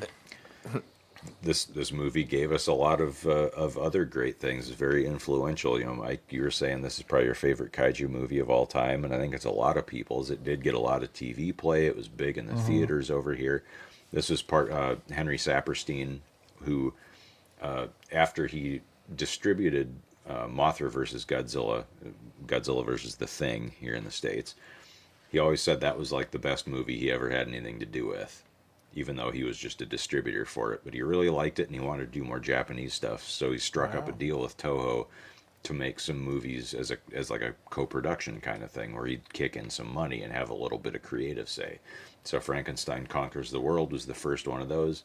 Then came this one, and that's apocryphally, there we go, that's how you pronounce that word, where that fucking song came from. It's never been really like 100% confirmed, but the story goes Kip Hamilton was Saperstein's girlfriend, and he was like, you're going to give my girlfriend a part in this movie. And she wanted to sing, and she shouldn't have, but he was the boss, so she got to sing. That's why nepotism's bad. Yeah. It almost feels like that scene in particular, because it's earlier on in the film before we see a ton of Gargantua mayhem, that, I don't know, there's something I like about it where it almost feels like, you know, hey, you Americans with your King Kong, you know, this Gargantua picks up the girl kind of in King Kong style, and she's like a singer, so she's... you know, like a celebrity type person, and you're thinking the whole time, eat her, fucking eat her. Well, I'm thinking that, but it almost has a feel like this could be the Gargantua's love interest, like a Fay Ray type thing. But then he just like they turn on the lights and he just drops her, and she would be so dead. Yeah, Jesus, she'd be dead. No, chowed down on her. And talk like the way they move too, like. These things are scary because you're like kaiju are usually these big lumbering, you know, implacable forces of nature, which is scary in its own way. Don't get me wrong. Like Shin Godzilla is, for a great example of that, where it's just this walking thing that you cannot stop. But when Gaira, like the scene where he's running through, I think it's the Haneda airport, like when he's booking, it's like, okay, that thing is that fucking big and it can move that fast. You have no hope. If he wants to eat you, you're just done. And that just adds an element of scariness to these things, I think. And talking about other people who love this, Brad Pitt has said this movie is the reason he became an actor. He saw this as a kid. What? Yeah, it was. I think it was like the Academy Awards at some. Explain some Maybe of it his was some haircut award choices. show where they were saying like what inspired people who are now these big deal Hollywood stars to get into movies, and Brad Pitt said it was War of the Gargantuas. He saw it as a little kid and absolutely loved it, and he was like, I want to do what these people do. I want to make big crazy movies. good for him. And then Tarantino showed this to or the final fight, he showed it to Uma Thurman and Daryl Hannah when they were shooting the second Kill Bill. It's like, I want War of the Blonde Gargantuas. You watch this fight scene, just do this. I mean, I don't remember Gargantua plucking the other one's eye out, but Well, no, it's not like a one for No, I one know, I'm the just same kidding. choreography. I'm He was just just showing this to them as like I give him idea of how brutal he wanted that fight to be. I mean, yeah, I also don't think Uma Thurman hit Daryl Hannah in the face with a cargo ship, but I think that's in that one. so you could correct me if I'm wrong, and maybe my perception is off, but I find it interesting that this one seems to be so well loved, from people like Quentin Tarantino down to, Shlomos like us. And then, but unironically, where I feel like any fan love for Frankenstein Conquers the World is a bit more of the ironic. That movie seems to end up on a lot of like Hard to- worst of lists. well, that it did it got listed in, I don't know if it was the Golden Turkey Awards or some list of like the 100 worst movies ever made, and that was on there. And I guarantee you it was only because the title. Like, I bet you anything the person who wrote that list never even watched the fucking movie. and Yeah. fuck them all the way to hell for saying that, Yeah. because Yeah. I actually like Frankenstein Conquers the World more than this one. Oh, interesting. I mean, I love it too, but And some of it has to do with you get the Frankenstein monster, but you also get like Dino Kaiju. I love Baragon. yeah. But also, trading off Nick Adams for Russ Tamblyn is a shit trade.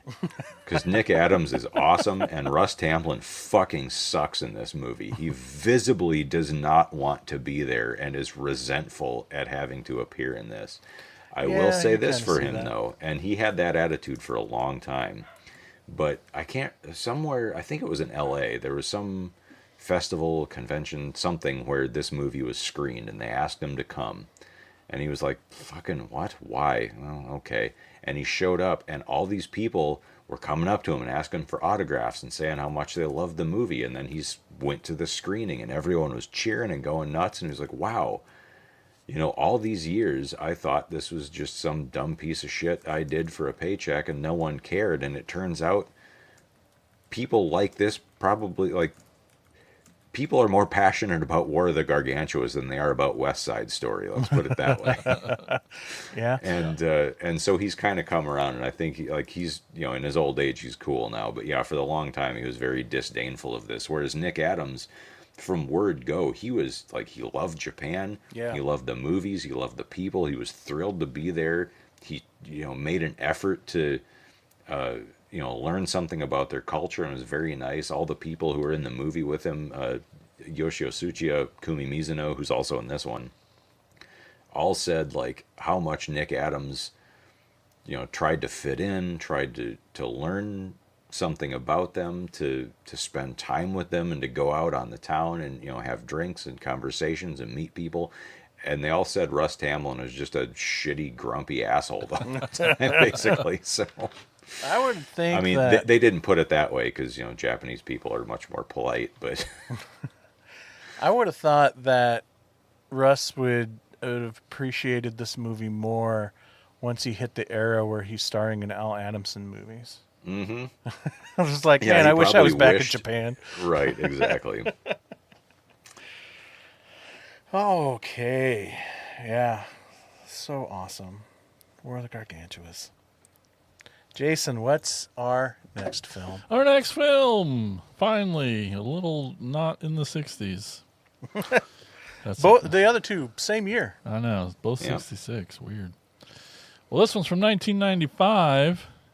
It is Godzilla versus Destoroyah. Just say Destroyer. Destroyer. I can't wait to find out Destoroyah. about that. Destroy Yabba Gabba.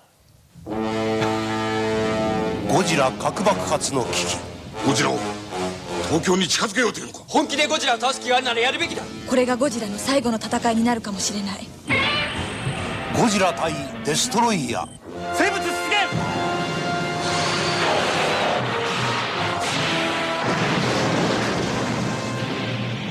全てのものを破壊するとんでもない破壊生物デストロイヤースーパー X3 テイクオフ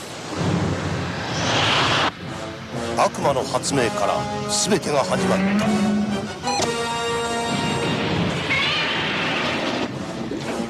オキシジェンデストロイヤーやはりあれは二度と開けてはならないパンドラの箱ゴジラを科学的に消滅させるしかないでしょう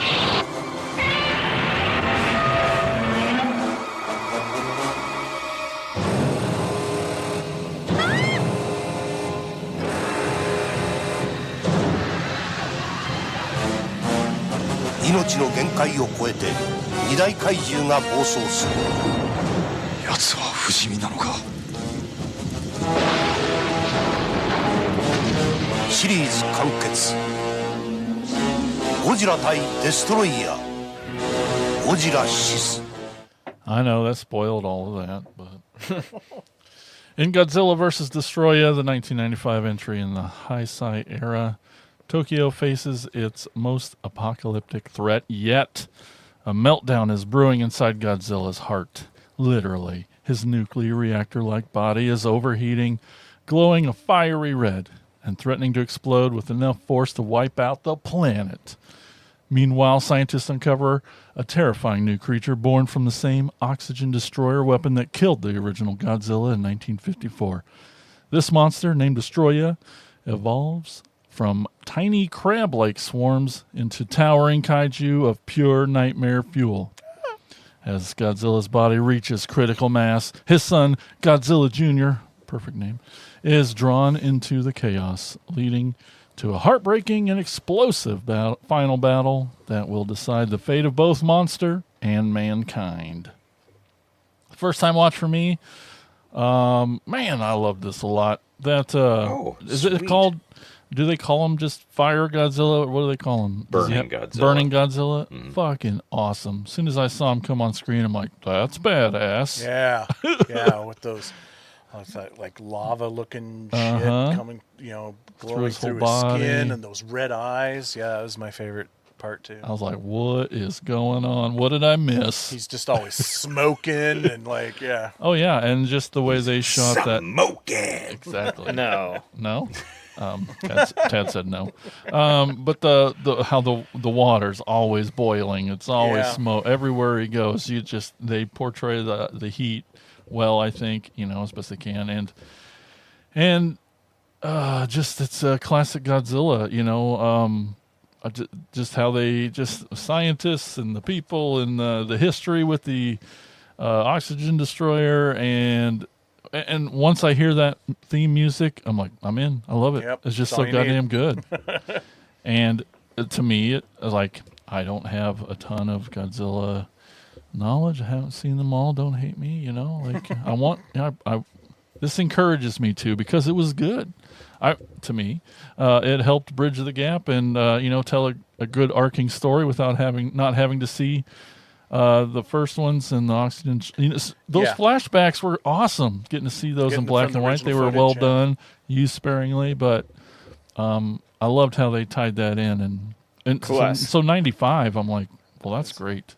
Yeah, cool ass credits. Like, you watch the credits? Yeah. Oh yeah, getting the homage to Godzilla through the years. Yeah, it was really cool. Yeah, I kind of feel bad picking this one because it's the last one of that era. Okay. And but it's like you said, you get enough information that you're okay to kind of jump in without, you won't be lost. Yep, it from fills not it in. seeing the other ones from the era. It just it's just a little bit of a bummer because I gave you the final chapter of a storyline. That's fine, but Destoroyah was of the awesome. only period of Godzilla movies that has actual continuity tying them together. Oh. Yeah, I thought Destoroyah was badass. Just a a-hole. And scary, and I loved his design. I loved his evolution.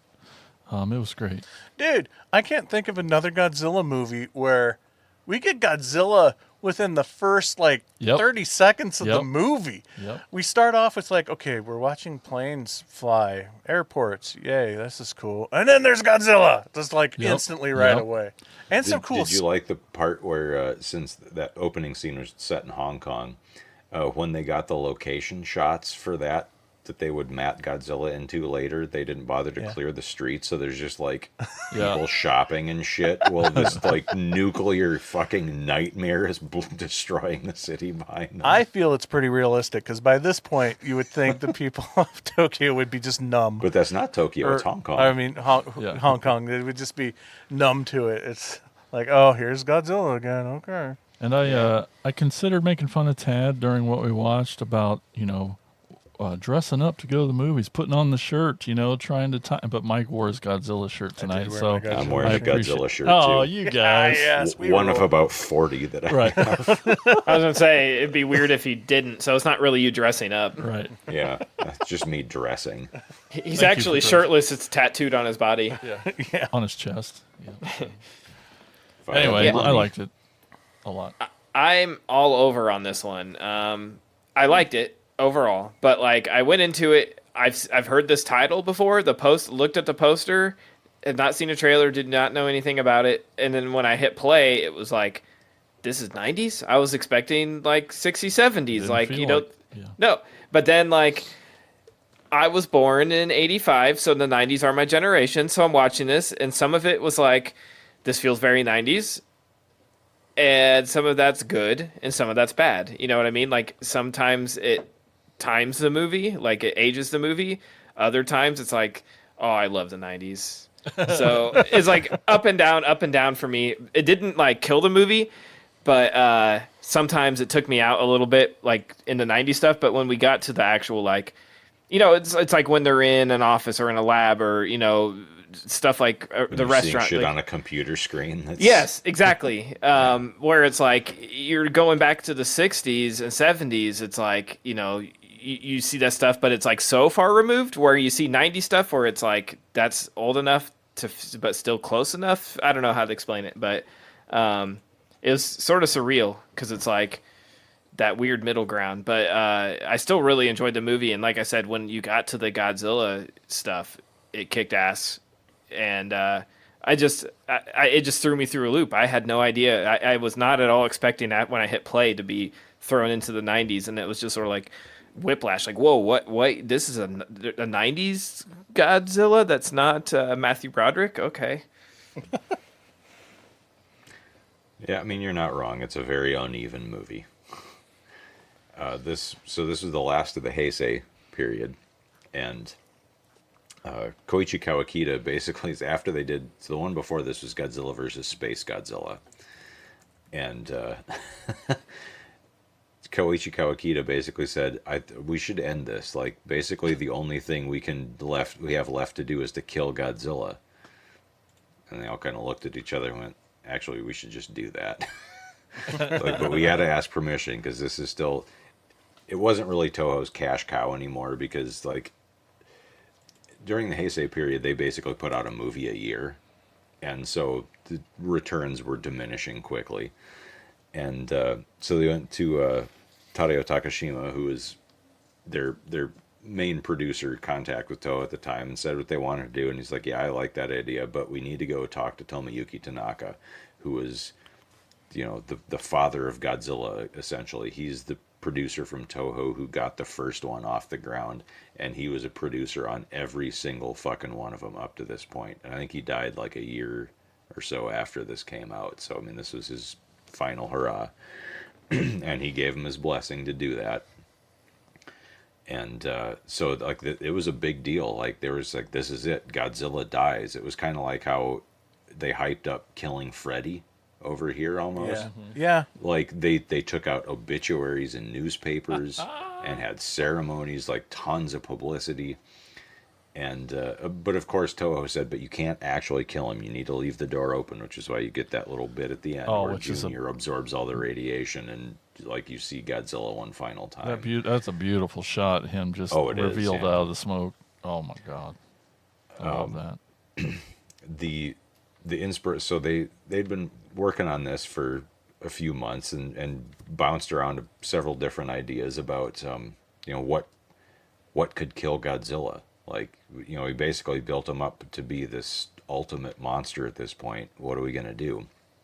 And so there are a few ideas that were thrown out and scrapped eventually.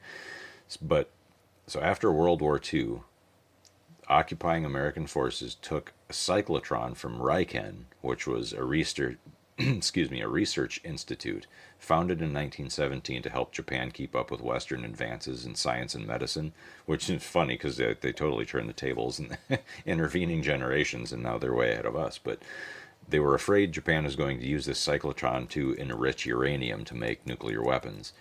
So they took this thing and just fucking dumped it in Tokyo Bay. They didn't bury it, didn't do anything, just like, nope, just fly it over the water and drop it, good enough. And so, according to Koichi Kawakita, who is the effects director through all the Heisei movies, that was one of the inspirations that led them to come up with Destroyer. Was, well, because everyone, like, for a long time, people are concerned, obviously, about, like, well, what's going to happen once they drop this piece of radioactive equipment in Tokyo Bay? Like, might that mutate sea life or whatever? So it was kind of, you know, not exactly ripped from the current headlines, but it was a background cultural thing that people have been thinking about for a long time. And notice I'm not calling it Destoroyah, I'm calling it Destroyer. Oh, I did notice that. Yeah, because, okay, so officially it is called Destoroyah, and it's, you know, written out Destoroyah in all the, if you buy a toy or whatever, it says that on it. But the only reason it's like that is because when it came to releasing the movie in English, because Toho has to copyright everything because they're psychotic about this stuff, they found out they couldn't copyright the word destroyer. Right. It's like, no, that's dumb. It's just a word that we use. You can't own it. And so they said, okay, fine, we'll just copyright the phonetic spelling of saying that English word in a Japanese accent. That's all it is. Yep. It's just So so sort of Toho racist. could sell toys. Because, So Toho's racist, basically. well, Not themselves. and it's the same reason, like I was, when Joe Bob showed Ring a while Ringu. back, and I was all angry about people saying Ringu or Hausu. No, the titles of those fucking things are Ring and House. Even in Japan, they are the English word. But putting that U on the end, because of the way Japanese syllables work, it's just so white people insisting to say Ringu or Destoroyah. Like, okay, great. You just sound like a racist jackass. Just say Destroyer. It's fine. Love it. It's always fun when you're trying to search for it on any streaming services or anything too. Yeah, because you have to use the Toho approved spelling because Daddy Bandai needs to sell toys. Yeah. You were talking about how cool the Godzilla suit looked, the burning Godzilla, and yeah, it's awesome. Like the light up, the glowing skin, and the smoke pouring out of it, and all that. Poor Ken Satsuma, Yeah. the guy who was I the bet. suit actor. Now, Godzilla suits have never been particularly fun to wear, or any kaiju suit for that matter.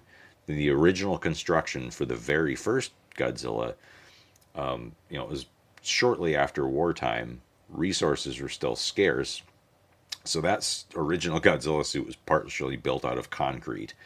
Holy And shit. it was so fucking stiff that Haruo Nakajima couldn't move around in it, so they had to redo it and rebuild it. So I think that one was between 150 and 180 pounds or something like that eventually. They cut the concrete one in half, and he used it as pants to stomp around if they needed shots of his feet hitting things.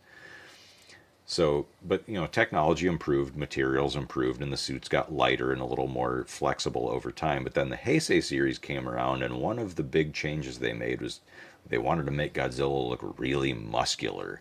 So the suits in all the Heisei movies are super bulky and like blown out with these huge legs and big thighs and big, chest sticking out and shit. And that definitely made it a little heavier and harder to move. But then you get to this movie, and they needed him to have all those burning effects. So they had over 1,000 LED lights, plus smoke machines, and he had to drag a bundle of wires around that was obvious. They shot the suit so they could hide the wires, but they were dragging this bundle of wires around to power it all. So the suit in this movie weighed 287 pounds. Now, I've met Ken Satsuma. He's dead now, unfortunately. He died around a little year or two after COVID hit. But, I mean, he wasn't much bigger than Tiffany, Right. Jason, Right. if that gives you an idea. Can you imagine her dragging a 300-pound dinosaur suit around a No. hot-ass studio set for Oh, she's pretty tough, though. I don't for know. many hours a day? So it was not fun. And Destroyer's even worse. That thing is fucking huge. gigantic. Probably the most ungainly kaiju suit ever built. By the way, you should Google Devil Man if you want to know where that head design came from. That big, those wings. Yeah. Yeah. I see it. But the effects team felt really bad about killing Godzilla because they'd all been working on these things for, and some of them, Koichi Kawakita, who is at this point the effects director, had started out as like an assistant back in the 60s, so he'd been part of this for decades. And so that kind of adds to the funeral atmosphere at the end of the movie. And which brings me to my favorite part of this movie, which is the score. Oh, yeah. Now, this was Akira Ifukube's last movie score ever. It was the final film he did. And he said composing the Requiem at the end felt like writing the themes to his own death. Because he was saying goodbye to something that had started his career and it was now finishing his career. And while he typically reused a lot of themes, so if you listen to, a movie he scored in 1965 and then kicked over to a movie he scored in 1967, you might hear some themes and go, oh, that sounds, he recycled a lot of stuff because he scored so many movies. Like I said, when we were talking about Gargantuas, he did 10 of them in 1966. But this one, he takes some of those familiar themes. So he uses part of Godzilla's standard theme, but then he adds that bum, bum, bum, bum, bum, bum, bum, bum, bum, and just has all these really deep, powerful, punchy, like, this score is fucking metal as shit. Mm-hmm. It goes so hard, and I love it. Agreed. That's definitely one of my favorite things, too. So good.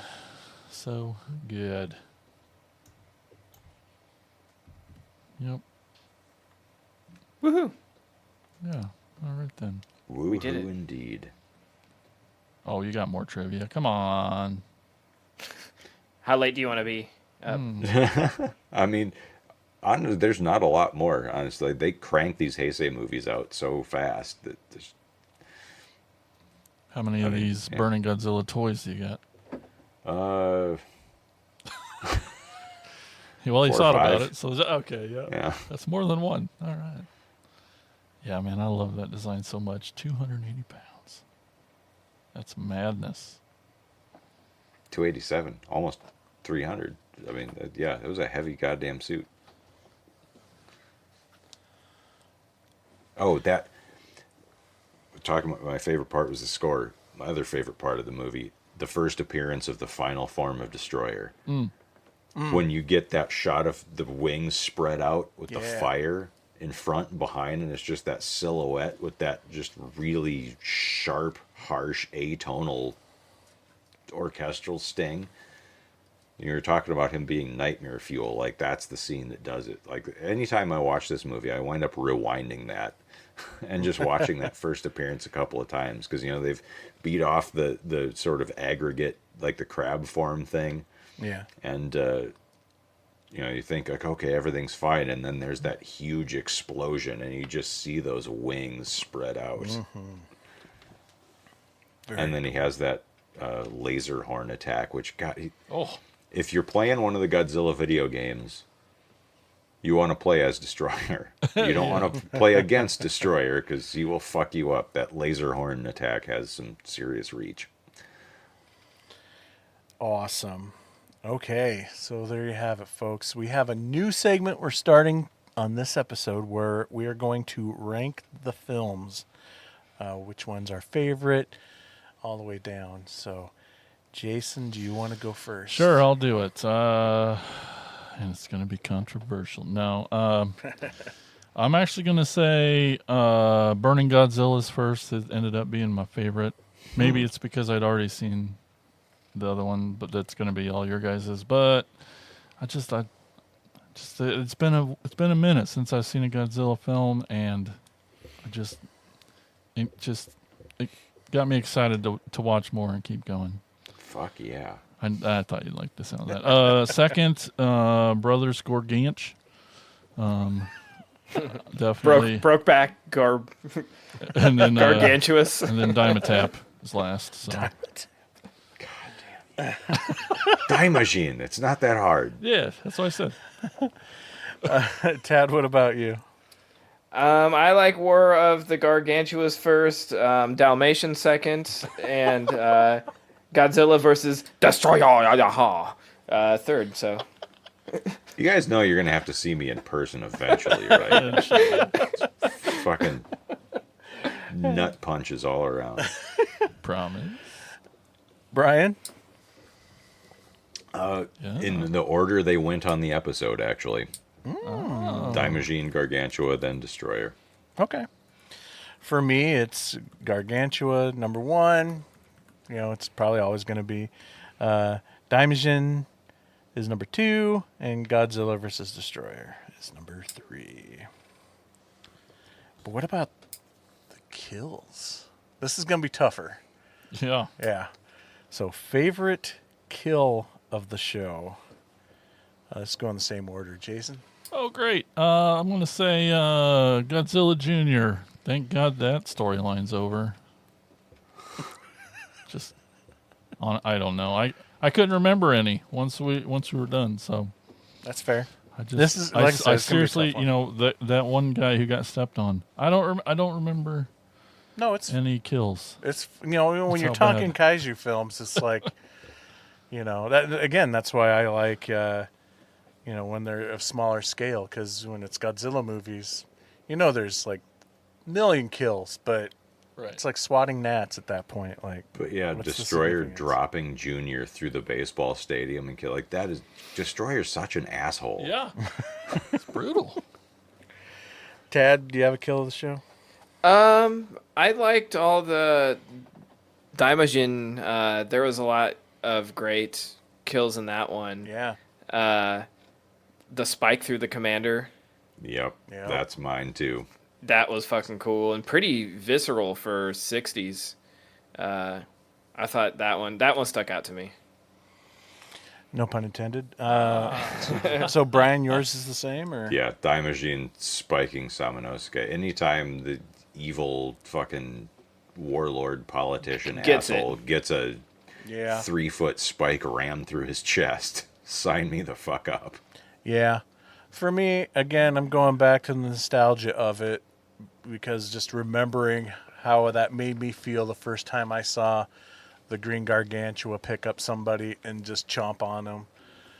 So that's what I'm going with. Because it terrified me as a kid, and it still gives me the tinglies when I see it today. So that's my pick. But there you have it, folks. Killer Kaijus. We're going to take a quick break, and when we come back, we're going to finish off the show with our last two segments. But first, you're going to hear a promo for our podcast network called the Prescribed Films Podcast Network. The PFPN is home to so many great shows as Podcast from the Crypt, hosted by horror fanatics Chainsaw Paul and permanent guest host Wolfman Memo, two guys who love all aspects of the horror genre. Join them as they share their thoughts and opinions on new and classic horror movies, video games, ghost stories, and all things horror. You can listen to the Podcast from the Crypt and all the other shows at thepfpn.com. We'll be right back.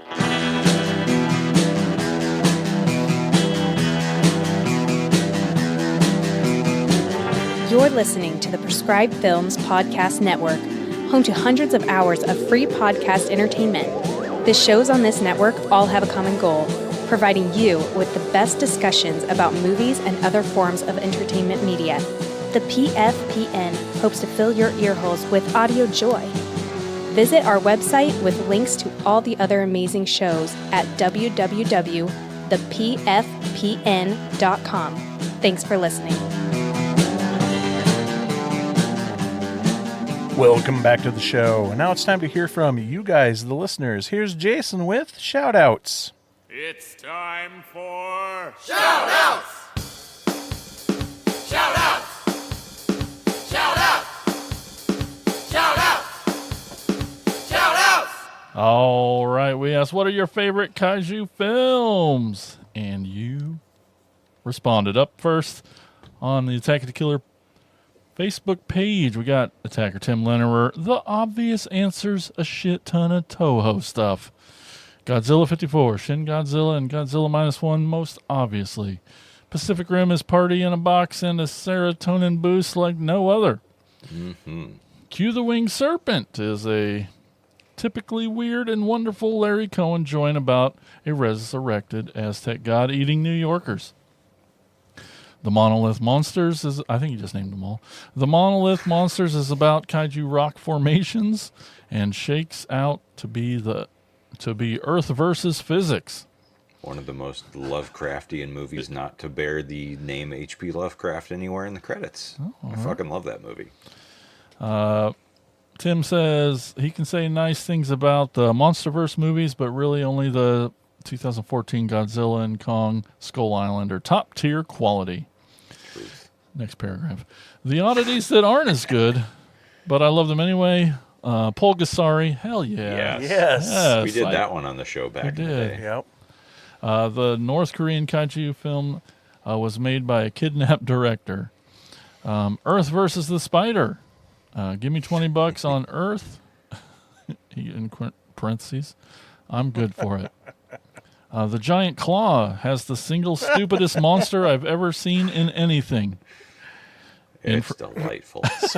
So bad that when they made the film, the actors didn't know what the effects were going to look like and were severely pissed off at the film premiere.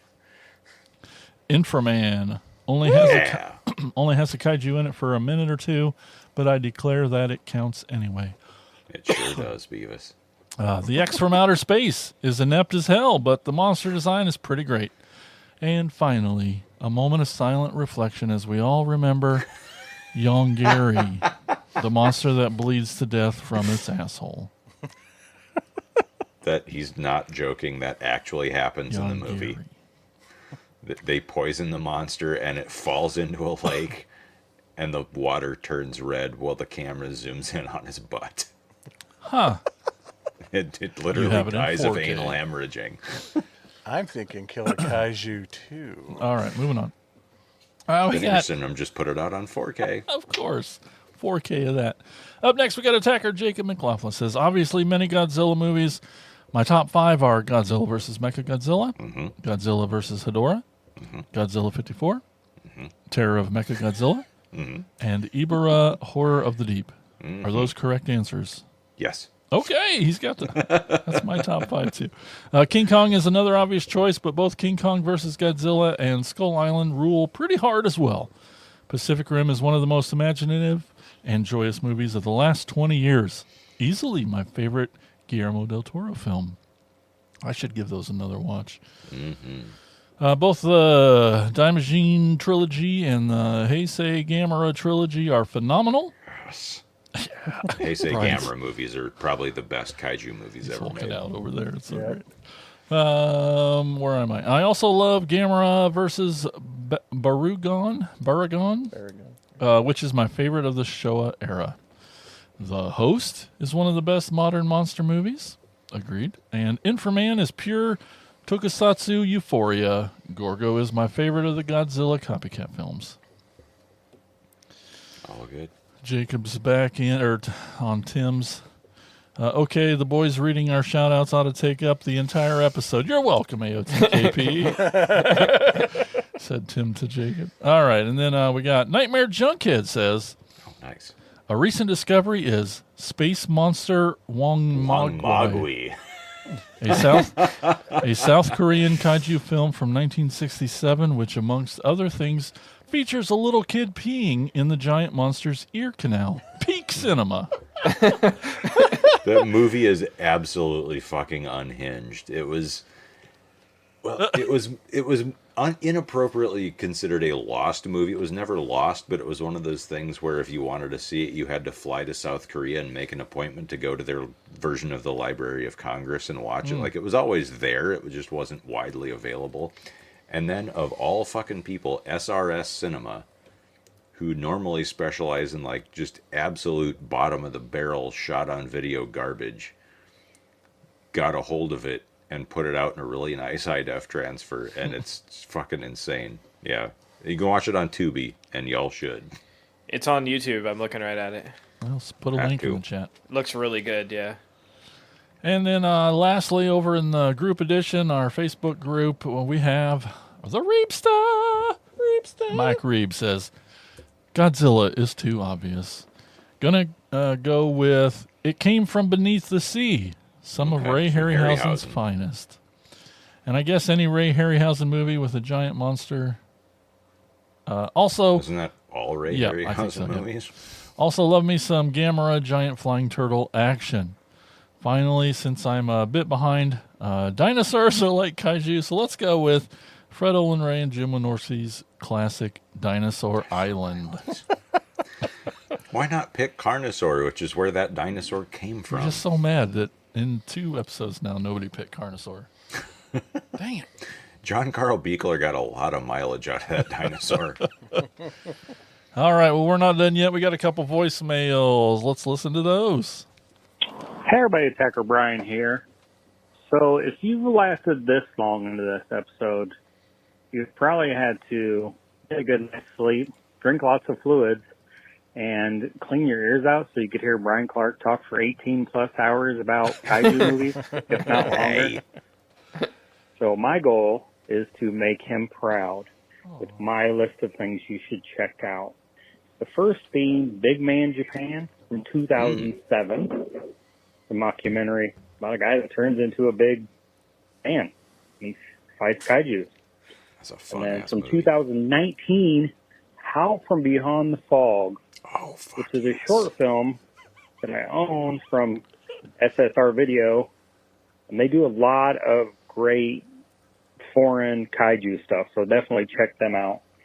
And then the last thing is a television series, Godzilla from 1998. I think it went to 2001. It's the Godzilla from the Matthew Broderick Godzilla, so that creature isn't my favorite and probably isn't anybody's favorite Godzilla. But I do like the story, and I do remember this, and Finley quite enjoys this one. So that's why that made the list, and I feel like it's not one that most people go to when they check out Godzilla stuff. If you guys have a good day, and take care. Bye-bye. Thank you. There was a series?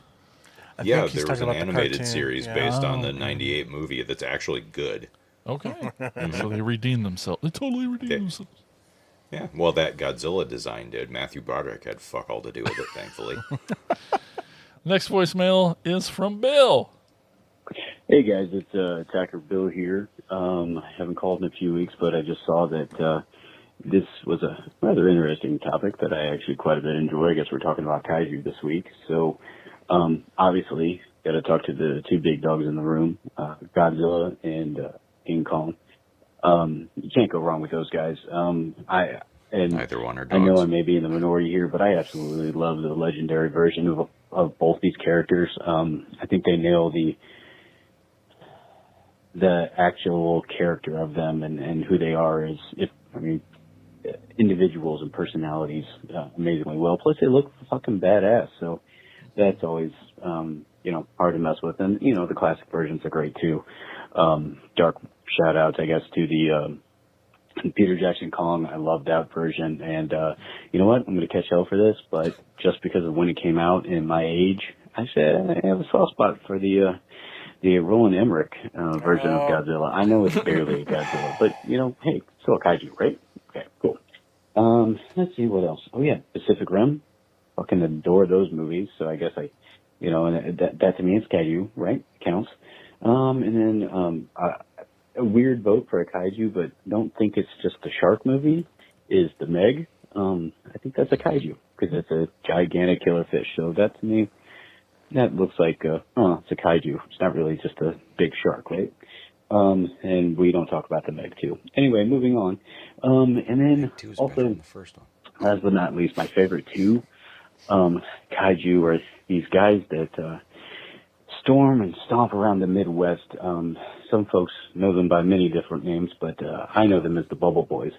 And when they're not fighting each other, boy, do they lay the smackdown in the local chili dog establishments. But beyond that, I don't know. At this point, they're not responding. It feels almost mean making fun of them. I really like those guys, and they have a great podcast together called the Wrong Podcast Died. Hell, I've even been on it. Actually, we're good dudes. You should go check out the podcast.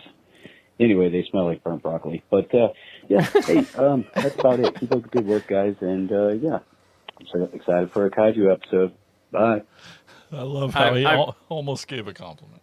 I'm disappointed. I didn't think of this while listening. I'm like, oh my gosh, I should have messaged all the regulars that leave comments and just had them rage bait Brian by saying the best one is this awful movie. Just name the worst, most hated kaijus. But I feel like there's only a small handful. Unless it's the Broderick Godzilla or the last few legendary movies. You're not gonna make me mad. They're all fun. Yeah. Yeah, definitely the Broderick movie is a pile of poop. Godzilla brought up Howl from Beyond the Fog. That one is fantastic. Y'all should look it up. It's short. It's 40 minutes long. It's the monsters suitmation and all the human stuff. All the human characters are done with Bunraku style puppets. So it's completely artificial, and it's beautiful. It's an absolute work of art. It's incredible. And all these chances and people talking about King Kong and nobody brings up King Kong Lives. The fuck is wrong with you people? The movie is awesome. Well, yeah, I also I love Bill. Great answer. Great movies. Picked on the Bubble Boy and then was nice, but then he still had couldn't to just come let back. it go. Yep. He could not still insult that. It was pretty funny. All right, well, you too can leave a voicemail. It's pretty easy. Give us a call, 415-952-6857. That's 415-95-AOTKP. Call that number. It just goes straight to voicemail. You don't have to worry about talking to anybody. It's pretty simple. And that is shout-outs. Up from the depths, 30 stories high, breathing fire, his head in the sky, Mike Saunders, Mike Saunders, Mike Saunders, with Insane's Picks.